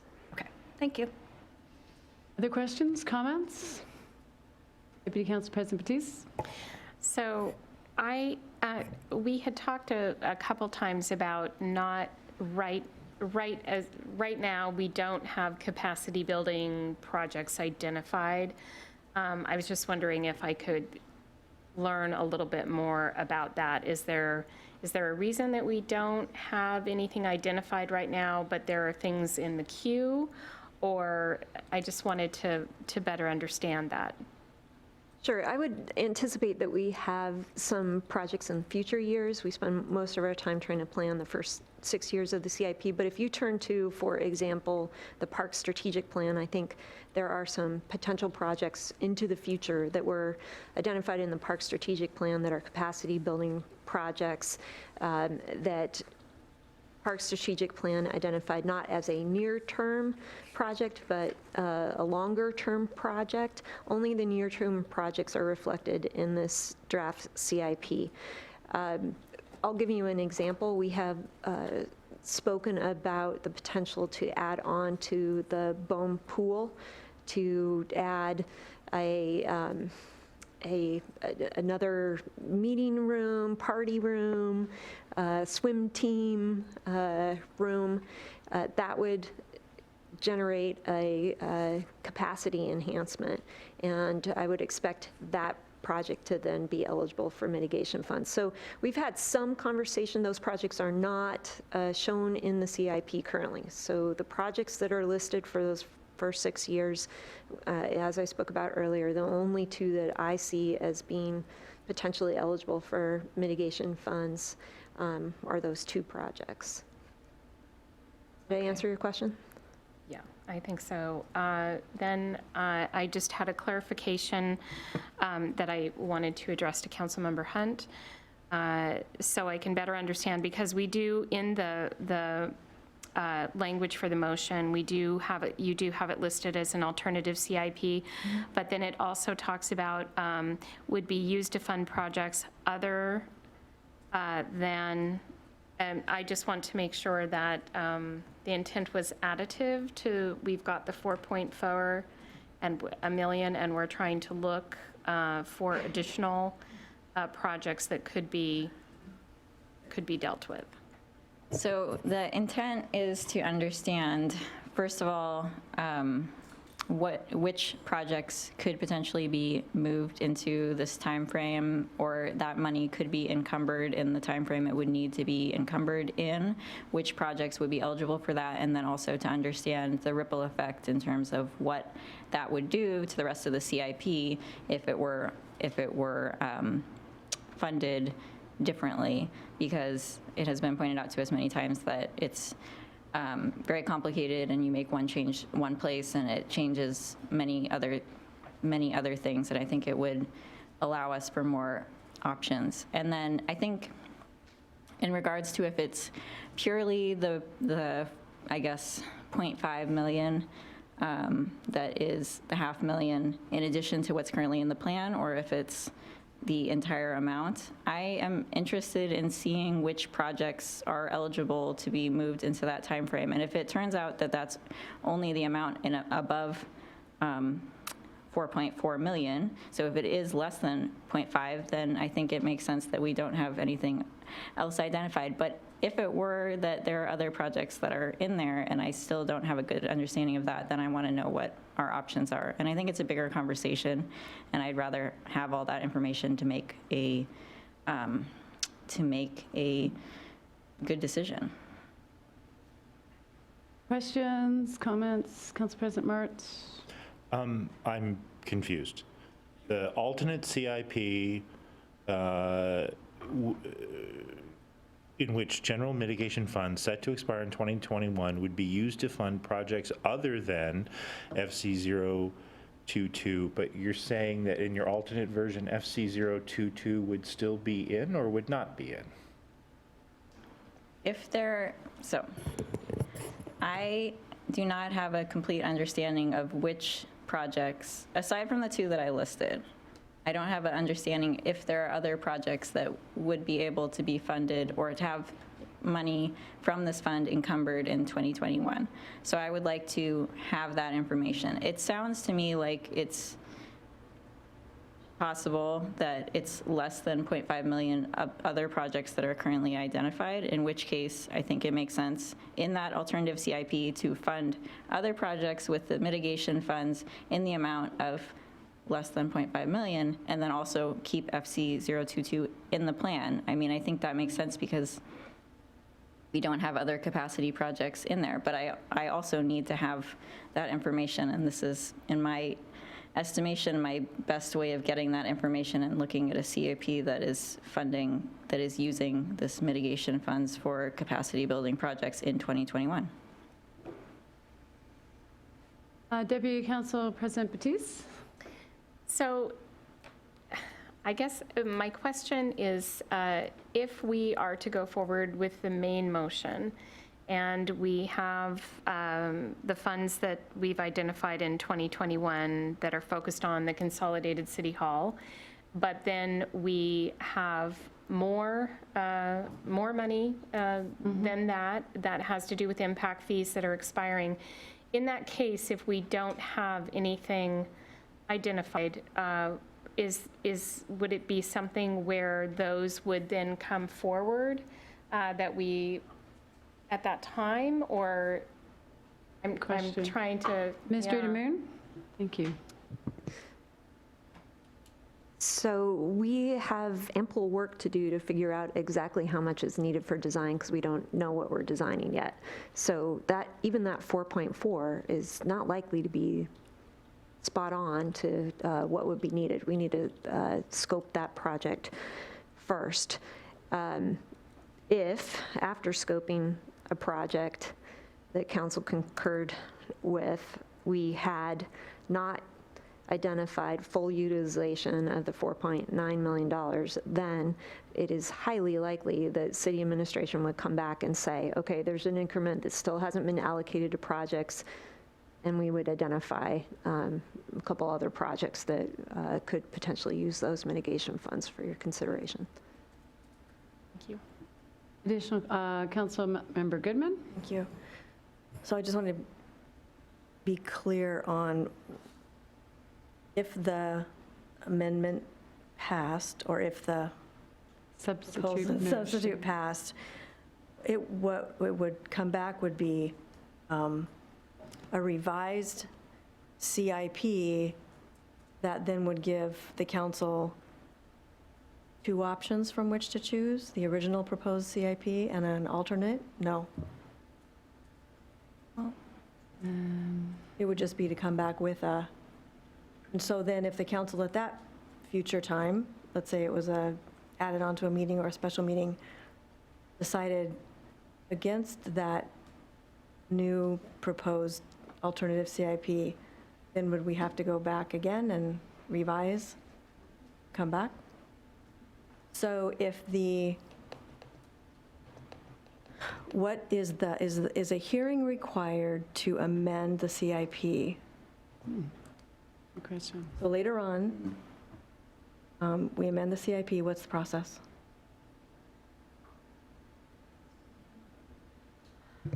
I believe a hearing is required before council takes action to adopt the CIP. Amend. Yes, I would expect if they're taking action to amend the CIP, not just a particular project, but the CIP, then you would hold a public hearing. And so if the council decided to not appropriate for whatever $1 million for designing a city hall, my understanding is that we're talking about design, but we're skipping when we're talking tonight, we're shortcutting our conversation. There would have to be a community conversation, a significant community conversation about whether the community is interested in this. Then, if the council decides based on that to appropriate the money and decides against that, and so then we have to figure out what we're going to spend that money on, then in order for us to amend the CIP, to spend that mitigation money on projects that are that we need to amend it to include those projects to make sure that we have them in the right years, it would require a public hearing. I believe so. Mr. Haney? Yes, that is correct. It would require a public hearing to amend the CIP. Councilmember Walsh? So similar on that vein, if we were to adopt the alternative motion, whatever it is, which would present us another CIP, we would have to have a public hearing on that as well. That's when they just. Council President Martz?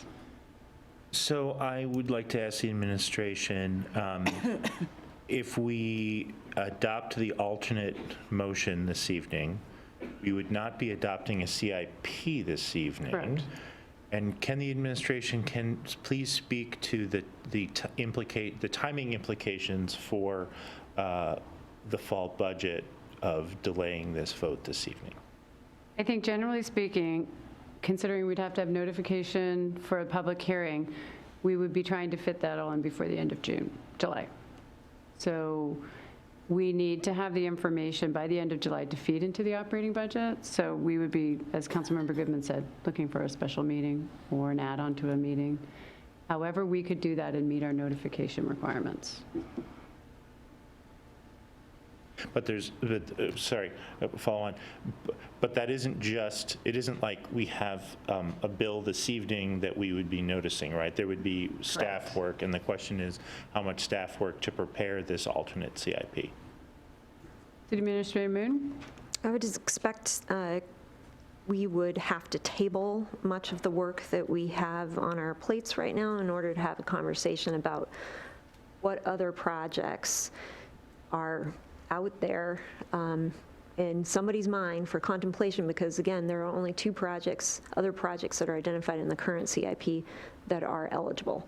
So we would have to start back where we started this spring, or February even, with some department conversations about what other projects are they foreseeing beyond 6 years, and even what we put in the future years column that might be capacity projects that we could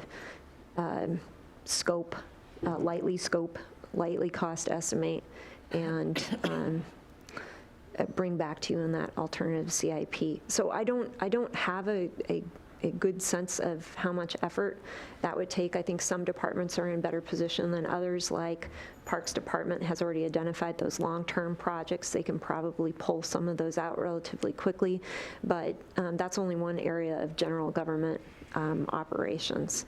So I would expect it will be very challenging for us to prepare and present an alternative CIP within the next 15 days of the month. If we had more time, perhaps we could do that.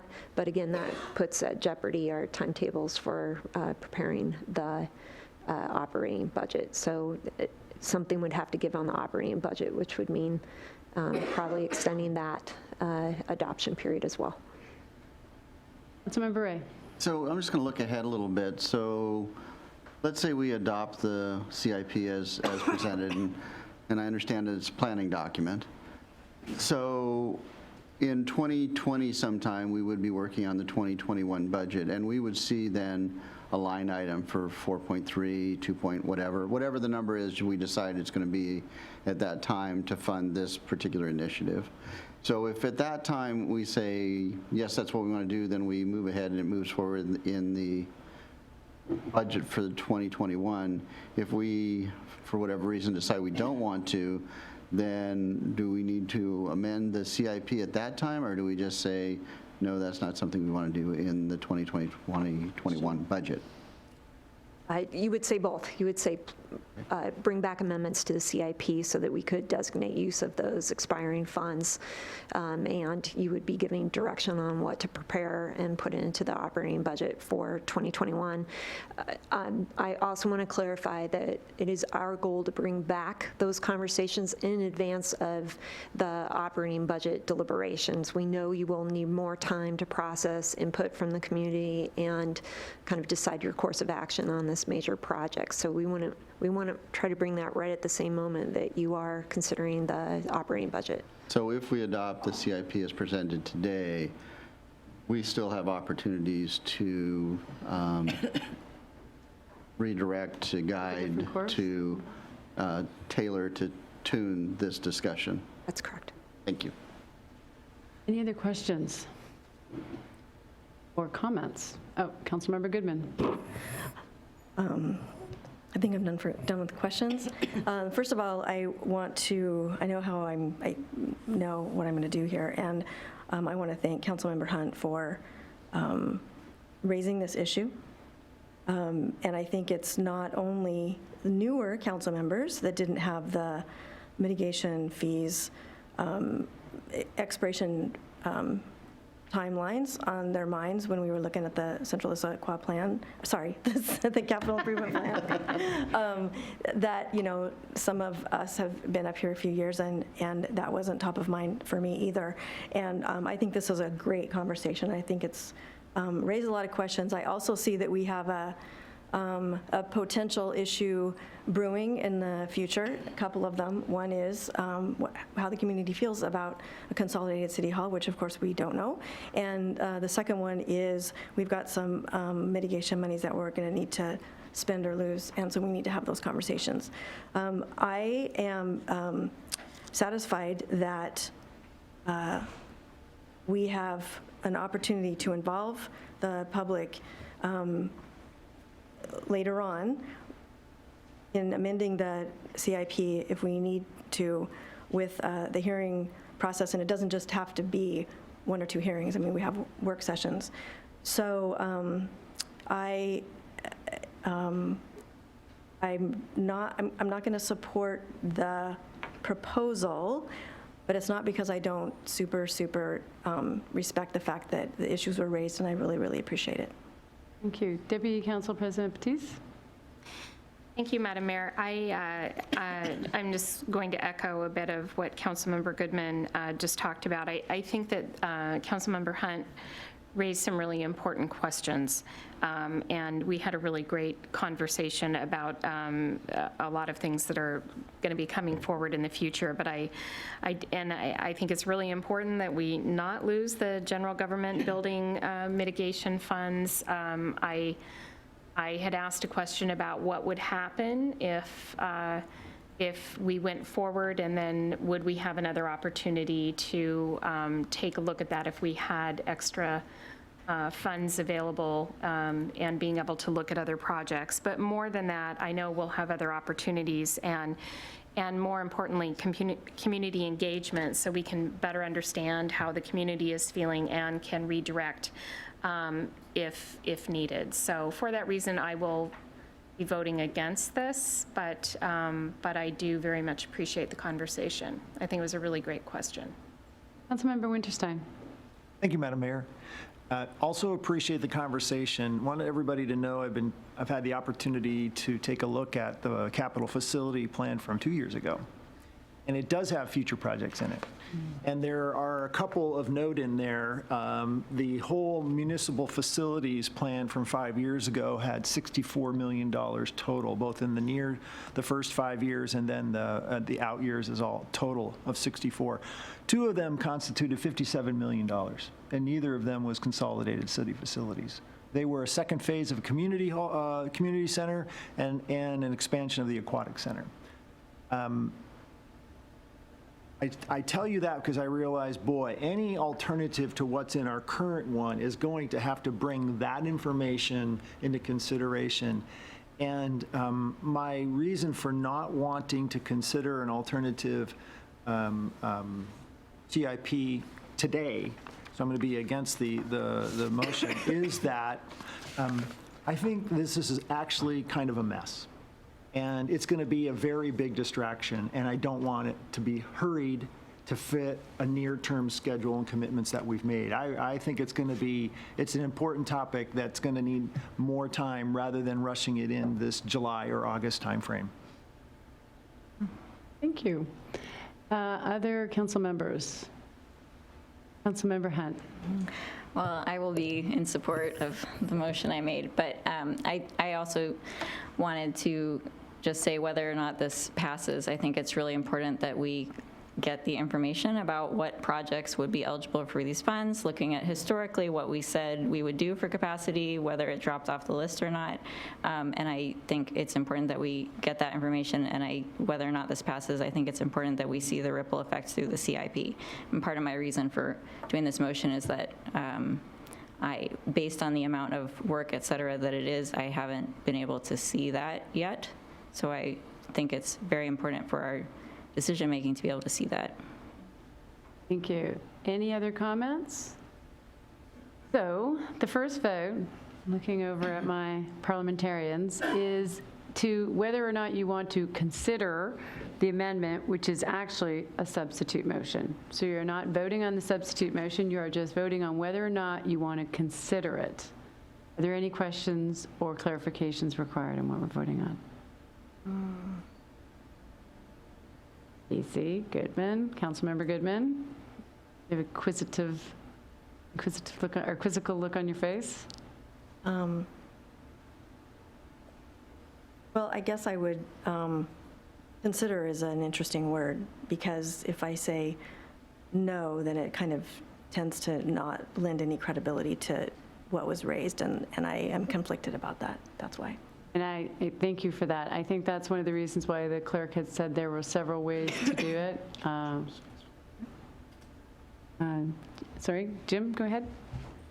I think the proper way to consider this is that the first motion is whether or not you wish to substitute the motion that Councilmember Hunt has made for the original motion that was on the floor, and it still is on the floor, to adopt the CIP as presented. So if your vote on the initial motion is to substitute, is in favor of the substitution, then that changes the motion on the floor to what Councilmember Hunt has proposed. And then if the vote is not to substitute that, that leaves on the floor the current motion to adopt the CIP as presented.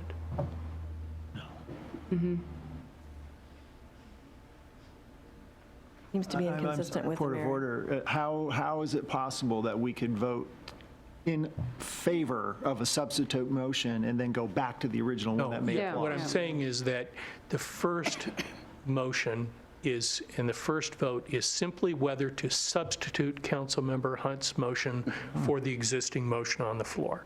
If that passes, then the motion that is on the floor becomes Councilmember Hunt's substitute motion, and the current motion on the floor, which is to adopt the CIP as presented, no longer is on the floor. If Councilmember Hunt's motion, if the motion to substitute fails, then the motion that is on the floor is the current motion, which is to pass the CIP as presented. So I'm calling for the vote on whether or not to substitute the motion. You're not voting on the motion itself, you're voting on whether or not you want to substitute what Councilmember Hunt has proposed. Yep. Okay, so I don't think it's likely, but, so if we voted to consider the substitute motion, then we considered the substitute motion and voted on that, and it failed, then what? The clerk can go through that, but I'm guessing that you'll have the ability to vote on another motion. I'm sorry? You'll have the ability to vote on another motion. I do not believe that it ends the process and now we're done and stuck. I think there's a path. Right, but would we need to have a motion again to approve the CIP as presented initially? So we would make the same initial motion? Different motion. Okay. I don't know. I'm okay. Okay. So we are voting on, you are voting on whether or not to consider the substitute motion. And if you do, there will be a vote on it, and if you don't, we will go back to the main motion. All in favor of considering the substitute motion, say aye and raise your hands. Aye. Thank you. All those opposed? Nay. The substitute motion, or the amendment, fails, and we are back to the main motion, which is to approve the CIP. Is there any more discussion before I call for the vote on that? Councilmember Hunt. I have another, I would like to make another motion. I move to add the following to the end of the project summary of PK 045 Creek Corridor in the CIP. And the wording to add is project scope may include improvements to this corridor as well as acquisition. Second. It's been moved and seconded to add the following to the end of project summary PK 045 Creek Corridor in the CIP. Did you have a page number on that one as well, Vicki? I don't. Project scope may include improvements, thank you, to this corridor as well as acquisitions Of the CIP. of the CIP. Is there discussion? 220 Councilmember Hunt, thank you. So one concern I have with the CIP is that in the process of recommending changes through our work sessions, we found that one of the ripple effects was past 2021, all of the funding identified for creek and hillside and critical areas acquisition was removed. So there are not funding sources identified for these things beyond 2021. So this is a concern I had, and in looking through the CIP, one potential remedy would be, I think, to add this wording to the PK 045. I did consult with Jeff Watling. So this is a project that involves connecting the corridor of the Issaquah Creek, and I think it's a natural fit that may require acquisition. So it seems like a natural fit to me, and I did consult with Jeff Watling, our Parks Director. He said PK12 and PK32 represent two broad acquisition priorities: Hillside acquisitions and Valley Creek acquisitions and strategies that came out of the Park Strategic Plan.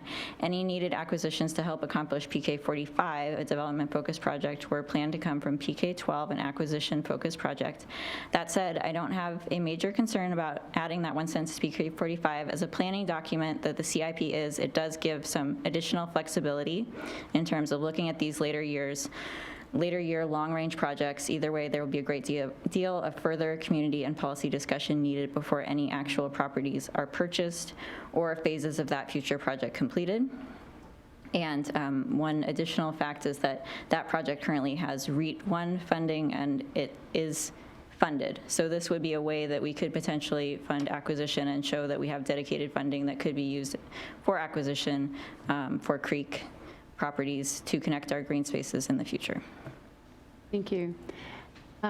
Just want to check in with the city administration and make sure that adding that language for acquisitions is fine using the REAT 1 and mitigation, that there's no concern adding that language. Sure. City administration doesn't have any concern with adding that language. However, I also want to emphasize that PK45 Creek Corridor is meant to be more of a active recreation type project, where the other acquisition projects that were shown in the CIP are meant to be more passive recreation. And so the purposes of those acquisitions is a little different. It's habitat, it's open space dedication, and I just want to make sure that it's understood the scope of this project is a little bit different, but the flexibility, we're not opposed to that at all. Thank you. Additional comments or discussion? Councilmember Walsh? Could you reread the addition? Sure. I want to clarify whether or not it's saying instead of or as Motion to add the following to the end of the project summary of PK045 Creek Corridor in the CIP. Project scope may include improvements to this corridor as well as acquisitions. It sounds like it's additive language. Okay. Thank you. Any other comments or discussion? Ready for the vote on the amendment? I'm not going to read it because I just read it 2 seconds ago. All those in favor of the amendment say aye. Aye. Those opposed? It carries unanimously. Is there any other additional discussion, additional motion, amendments? Okay. If there's none, then I'll call for the vote on the main motion. Madam Mayor? Sir, Councilmember Winterstein. So this is a comment on the main motion to adopt the CIP, and Hear it. now, there are significant changes in this one in front of us compared to what was originally proposed, and I want to thank everybody who was involved with driving some of those, including Mayor Polly, you and your staff as well. I know that there were certain things that you proposed that you really wanted done a certain way, and the council, and I know with a lot of support from the community around a certain project, like, yeah, no, let's fund this with our cash on hand, as opposed to trying to borrow some money to do the project for the 43rd Street intersection. So I do appreciate that collaboration, that cooperation. I think this definitely reflects the input from a lot of people, but as we just learned, that, it's still, there's still questions, there's still other information that people want, out-year information, what do we really do about mitigation? So it's going to continue to go be an ongoing process, but I do appreciate the cooperation and the fully collaborative effort that we just went through. And last comment I wanted to make is earlier, Finance Director talked about this being our intended plans. And I know it's a small little word, it's a nuanced. I tend to think of a CIP as our hoped for plans. I think of a CIP as a wish list. It's not what we intend to do. Nobody in their right mind would sign up for hundreds of millions of dollars of projects that they really have no idea how they're going to pay for them. It really is a wish list. And I think going forward, and likely I'll never be involved with a capital plan again as sitting up on this dais, moving forward, I think a better alignment between what we hope for, what we wish for, and what's actually doable guides the formation of future plans. Or some other criteria to put them together. I know that staff does some scoring, and we spent a lot of time looking at that 2 years ago. But I think it's difficult for any organization, whether it be your home, whether it be a company, whether it be a business or a government, to really manage the expectations of stakeholders when you put something together like this that is so big. And yet we cannot see a way to attain all of that. I just think that we have to be a little bit more pragmatic in what we put together. Thank you. Thank you. Would anybody else like to make a comment? Councilmember Hen. So I have a couple concerns about the CIP as it stands. One is about the consolidated city hall funding and the fact that I think we have been presented with information that makes it seem very likely that our if we were to proceed with the city hall, the funding option that would ultimately save us money would be a funding strategy that would not be likely to start in 2021. So I have some major concerns about that, and I have major concerns that I don't feel it's been vetted with the community, and it looks, in my mind, it looks like we're planning to go ahead with it. I also have a concern about the acquisitions. I think going forward, we should be a city that makes sure that we have funding into the future for acquisition because we're growing really fast and our open spaces are a huge part of the character of the city. So going forward, I would like to make sure that that's not the thing that gets sacrificed, for lack of a better word, when we make changes in other parts of the CIP, which appears to be what happens this year. So that is another major concern I have. I am going to vote in support, and my reason is because I think there are a number of projects that we've heard so much from the community about, and so I wouldn't want my vote to be construed that I don't support going forward with those projects, and there's many of those in the near future. So that said, I have major concerns, and I would like a lot more information, and I think I will be bringing forward changes in the future. Mm-hmm. Thank you. Council President Martz. Thank you, Madam Mayor.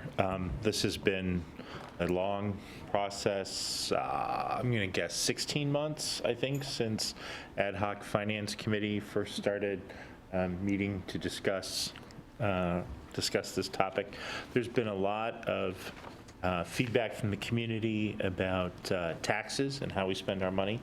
There will be, I suspect, more conversations about how we get our money and how we spend our money. But I hope that people see that this council has taken both feedback from the community and commitments that have been made, in some cases, but long before any of us were on this dais, although not before some people were in Development Commission. Taking that seriously, and that we take seriously and are careful and prudent about how we make investments, and that we will continue in our discussion with the public to bring things forward prudently and carefully. So I will prudently and carefully support this measure this evening. Thank you. Councilmember Goodman. Thank you. I think this is the most public involvement we've had with a capital improvement plan since I've been on the council, since 2011. And so I think this plan reflects that involvement, and for that I'm very appreciative. And I thank all the folks who took the time out to tell us how you feel about this plan and the projects that are in it, and I will support it. Any other comments before we go? Deputy Council President Batiste. Thank you, Madam Mayor. So, the CIP is a complicated planning document, and it's been, I think, a particularly complicated planning year. We had so many important capital projects, as we always do. We did get a lot of great community engagement, as you heard us discuss tonight. There are definitely projects where we want to focus and have more community engagement, and I look forward to that. Just like with any budget process that you go through or pre-budget process as you're doing strategic planning, identifying the funding sources is always really the tough part. And with all the really important transportation projects that we had, that in particular, I think that it just, took so much thought, but I'm happy about where we've landed. I think we've got a good planning document. Looking forward to some of the future community engagement, especially around the discussion tonight about Consolidated City Hall, but I'll be supporting this evening. Councilmember Walsh. So I want to echo what Councilmember Goodman said about just the amount of community engagement that we've had, which has resulted in some substantial changes to the CIP. This is part of the conversation, particularly around transportation funding, and we're going to continue that conversation as we really talk over what projects should be in the TBD, how we should go forward with potentially a sales tax. And so I would encourage the community who is very interested in these things to stay involved in that conversation so that we can continue to have that feedback, because these are some pretty big decisions for us as a council. So, thank you. Thanks. Any other comments before we go to the vote? All those in favor of approving resolution number 2019-07 as amended? Yes, adopting the capital improvement plan for 2020 through 2025, including the 6-year transportation improvement program, signify by saying aye. Aye. Those opposed? That passes unanimously. Before we move to regular business, I wanted to thank you for the extremely thoughtful consideration and the amount of time you put into considering this capital improvement plan. It is super important, as the council president said, that we make sure that mitigation funds are invested in the community in the best way we can. And hearing the community voice, which we heard loud and clear from all of you tonight, as to what that has to look like is super important. That means a big engagement exercise. Thank you for emphasizing that and repeating it. I also want to let you know that I'm extremely proud and supportive of your decision on Providence Point and funding it in the current year. My goal was to make sure that the council understood the ramifications of what it means and made a fully informed decision, and you absolutely did that. Thank you for listening to the community. Thank you for spending so many hours going over all of the information we presented. I think you demonstrated a lot of thoughtfulness in this process, and I am super appreciative. So thank you very much for doing that. And we'll move on to regular business. AB 7814, Eastside Fire and Rescue Resolution on Alternative Fuel Requirements.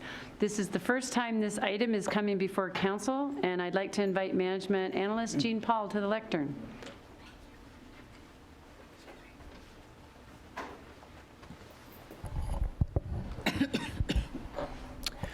Good evening. I'm Gene Paul, Management Analyst in the Executive Office. Chief Clark will also be presenting this evening, but before he speaks, I just wanted to ensure that the administration, I wanted to ensure that what the administration is asking of council is clearly identified. Ultimately, we are asking council to approve a resolution exempting the Eastside Fire and Rescue fire vehicles from the state's requirement to use alternative fuels. The council is required to take action on this because even though the Eastside Fire and Rescue Board of Directors has already approved a resolution, the partner cities retain ownership of the vehicles under the interlocal agreement. So our resolution would provide an exemption for the fire vehicles in which the city has an ownership interest. At this point, I'd like to turn it over to Chief Clark to provide more information on the Eastside Fire and Rescue request. Thank you. Good evening, Mayor, Council President, members of council. The agenda bill and the resolution are pretty descriptive, so I'll just give you a quick overview. As was just mentioned, the Eastside Fire and Rescue did approve the exemption. based on the law back in 2018. It was our council's direction to us that we should pass an exemption, and that because the ILA is what assembles us as a partnership, that each of the partner agencies should also pass a companion resolution to ensure that we're covering all of our bases legally. As far as the fire service is concerned and moving towards a greener fleet, you know, there's one electric fire truck in the country, demo, that I'm aware of that is there. We're probably a decade out before the technology catches up from an electricity standpoint on fire vehicles. And then if we were to flip the switch today, when you consider our replacement plan, it would be 10 to 15 years before our entire response fleet would be turned out over to electricity or any other new industry that would hit today. And the other thing that the law seems to address in pretty robust fashion is biodiesel. And of course, most of our response vehicles are in fact diesel. Biodiesel, however, is not distributed commercially in the area. And if it was, our mechanical maintenance would have to be retooled to include what would be needed to maintain a biodiesel fleet, and it's just not feasible at this point. But with all that said, we do have a small fleet of staff vehicles that would, of course, be eligible to convert to electricity tomorrow if it were up in our replacement plan. It is still another year before we're replacing any new staff vehicles, but when we do, I am planning on bringing to the EFR board what our plan would be to convert our staff vehicles, what it would take in the form of charging stations and that kind of thing at our headquarters facility. And our EFR board will then make the decision on whether or not we move forward through our standard budget process with that element. And when and if the technology on the response side does catch up with us and we no longer have to rely on this exemption and could actually go towards a greener type of fuel, then of course we will do that through EFR board action, but I expect that to be some time away. But I'll be happy to answer any questions you may have. Thank you, Chief. Council President Mertz. So the Grange sells biodiesel, right? It is commercially available? Yes, I don't know if you say Grange sells it. Yes, sir, I believe it does. It's on their website. Oh, okay. So the mechanical engineer in me wants to know what the issue is with biodiesel, because I thought diesel's diesel. If you can compress it to ignite it, it'll run in a diesel. Diesel is diesel, and it will run, is my understanding. However, the maintenance that is involved, it does gunk some parts up, and I'm not a mechanic, so I can certainly get you an answer on that. But what you end up replacing in the form of fuel filters and where you use it does become more of a maintenance issue from a mechanical standpoint. Now, the other thing is about EFR is we are spread out over 190 square miles, so we would need it commercially available on a widespread throughout. We do not circulate fuel to each of our stations. They go to the closest fueling station in the jurisdiction they're serving. And to my knowledge, we do not have biodiesel in that many places. If we have it at the Grange, we don't have it in other areas of our service area. But that's certainly something I can look into. Councilmember Hunt. So one thing that I noticed in our in the resolution is that it also says that biodiesel can be used in some vehicles. The use of biodiesel in many of these vehicles will void the warranty, so that may be another reason. And then I also had a question. So, and this is more for the administration. So is this expected to be the only exemption that would be made for government vehicles in our jurisdiction? I'm going to have Jean come up and answer that. So the administration is not anticipating bringing another exemption for the city fleet. The State Department of Commerce is the oversight agency for this. They're only looking for agencies that use more than 200,000 gallons of fuel a year to bring exemption forward for reporting purposes, and the city average is about 70,000. So we're not anticipating looking for our own exemption at this time. Is there a second part to that question? Yeah, well, okay, so we're also not planning to, this also doesn't apply to our fleet? Is that the subtext for that? So it does apply. We're not looking for an exemption from the rules. We're basically looking to follow the rules over time. We're just not, at this point, requesting an exemption from it. Okay, and sorry, what does follow the rules over time amount look like? So essentially it would be as we make acquisitions for our fleet to incorporate these policies and decisions into those processes. New purchases. Correct. Okay, thank you. Councilmember Walsh. Along those lines, for our city government vehicles, do we have a policy conversation or a policy of pursuing alternative fuels vehicles in our purchasing? I'm not sure that I have the right people here tonight to answer your question, but I see we have at least 2 council members who are very interested in the answer. So just to stay, if you got it, go for it. I'm not sure we have an adopted policy, but we have direction that has been given to our fleet manager to explore, particularly electric vehicles, whenever possible. And that is how we have been replacing most of our smaller fleet. As Chief Clark mentioned, there are other considerations that we get into as we look at some of our larger vehicles. Councilmember Winterstein.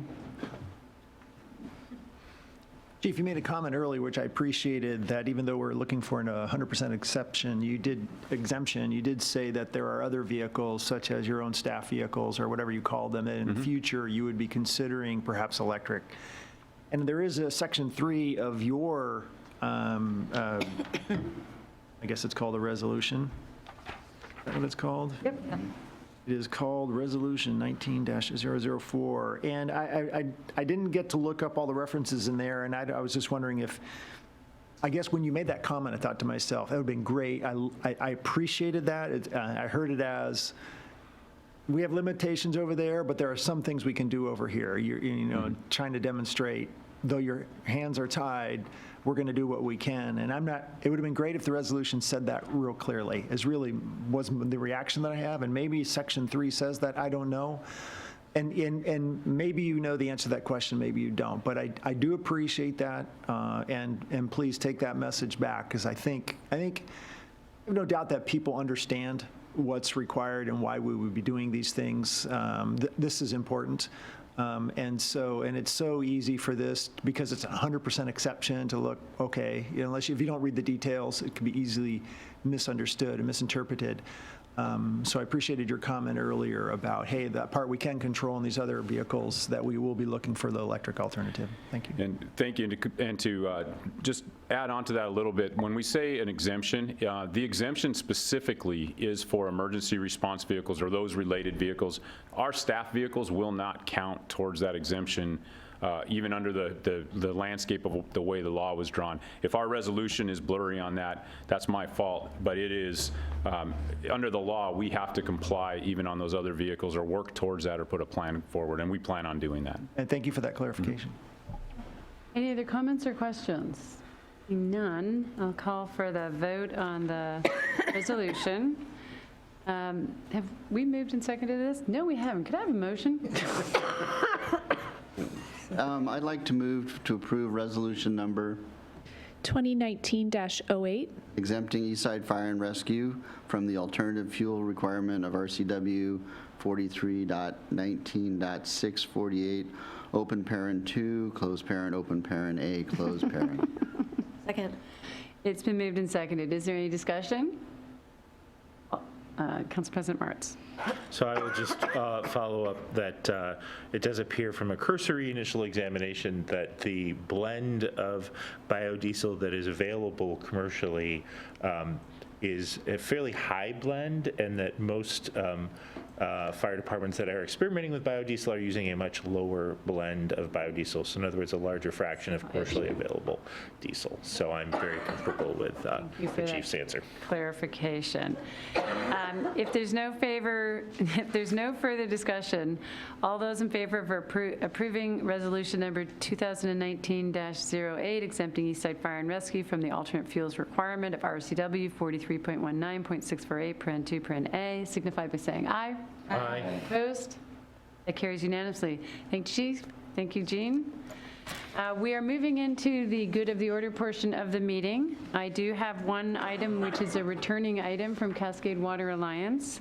Not entirely sure, but I believe Councilmember Hunt might be actually the one who is voting on this at the board meeting, because I will not be there.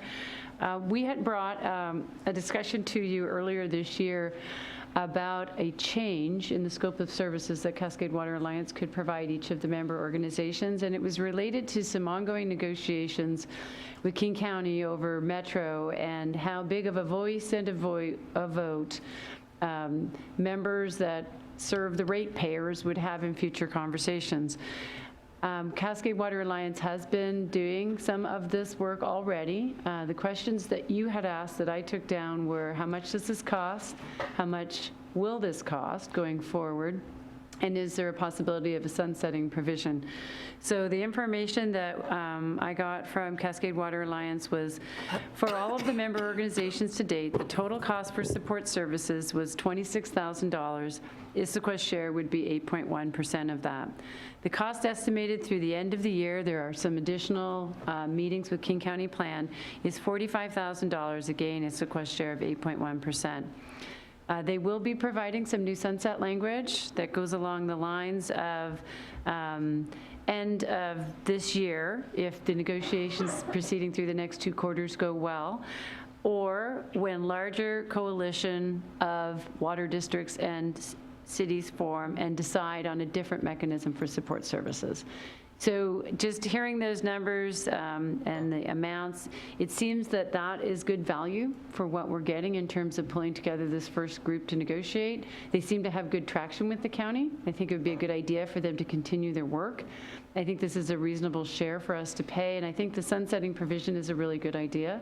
One other item that Councilmember Hunt, I'm not sure if it's entirely clear, but there was also a request to make sure that the voting mechanism for dissolving would be, or accepting would be similar to the voting mechanism for regular major actions, which is there is a weighted vote, and we want to make sure that one of the members that has a significant weight on their voice isn't the one just to decide to make this go forward. So it's meant to balance out based on the size of the water user. And so that pretty much means it needs to be all of the users have to vote to make this go forward. So I think it was good to ask those questions. I think we got some good numbers. I'm much more comfortable now with the resolution to expand the scope of services. It's limited, seems like it's good price, and I think we're getting good value for the money in it, and it sunsets. So just need to get some head nods if that's how you'd like Councilmember Hunt to vote at the July board meeting. Any questions? Awesome. Any other items for good of the order? Look ahead at a few meetings. Upcoming council member, July 23rd, Council Committee of the Whole at 6:30 p.m. The potential agenda items for that one are acceptance of donations for park amenities, neighborhood engagement update on our regional agenda, rules of procedure are coming back, evaluation of progress with resolutions on inclusion and condemning racism and intolerance. So a bunch of items looking forward on the cow. July 25th, there's a public forum to meet city administrator candidates. As I announced earlier this evening, we will be bringing 2 forward to the community on July 25th, 6 to 8 p.m. The location is 94 Front Street, which is a new workshop, Issaquah store that has opened recently. It'll be a great place for an informal conversation, and it will be noticed so that council can also attend. August 5th, we do have our last regular council meeting of the summer so far, scheduled for 7 p.m. And the potential agenda items are the 2019 Comprehensive Solid Waste Management Plan, King County document, and a Regional Coalition for Housing program update. That's what I think we are looking forward to. Councilmember Winterstein. Yeah, one item. I'm really going to repeat something I said earlier. Later this week on Friday, the PSRC will be releasing the draft Vision 2050, including the updated regional growth strategy and the new multi-county planning policies. We'll have a 60-day window for accepting comments. Of course, then the board will be considering that for a couple months afterwards. But this is a request or something to consider for whether our city wants to formally make provide comments, feedback during that 60-day window. I'm looking at Keith. I know he's sitting out there. Do you so that's something I'd like you to discuss and consider. I know I would appreciate it as a board member of my city. Had a consolidated voice and would just speak on anything, especially if we feel really passionate about something either for or against that's in there. And in the comment letter that was sent in earlier in your review of the draft discussions, did you have any concerns with the new draft that's coming out in terms of it may not address some of the things that the council members had expressed an interest in? No, I don't. I think, however, there were some changes over the last 60 days which we are going to need explanation. Okay. Because it was the alternative that we considered when we were looking at the draft supplemental EIS, that preferred alternative was tweaked a little bit. And I imagine there may be questions about that, but that's more of what I'm thinking. Because we've got I think the process that we're about to go through may somewhat depend upon this feedback, this comment period, to help make some difficult decisions. Okay. Do you anticipate that the council would benefit from having PSRC staff come and explain the tweaks? We can discuss that. I feel like I could, but I don't know if that's the best way to do it. But Okay, let's discuss it. Thank you for bringing that up. Does anybody else want to add anything for good of the order? All right. Then we are adjourned at... No, we're not. Oh. So close. I forgot. Okay, as I mentioned earlier, we have a lengthy executive session. And so we will be going into executive session. So as earlier announced, there'll be an executive session this evening to discuss cybersecurity per RCW 42.30, 110, paren 1, paren A, paren 2, and pending potential litigation per RCW 42.30.110, paren 1, paren I. These items are expected to last 70 minutes, and before, I'm looking around to... We have to start with 70 minutes. I think that's a great question. So no action is anticipated to follow an open session. I would suggest we start with 45 minutes and go from there, if that's acceptable to the group. Okay, so we'll be going into executive session for 45 minutes. Thank you.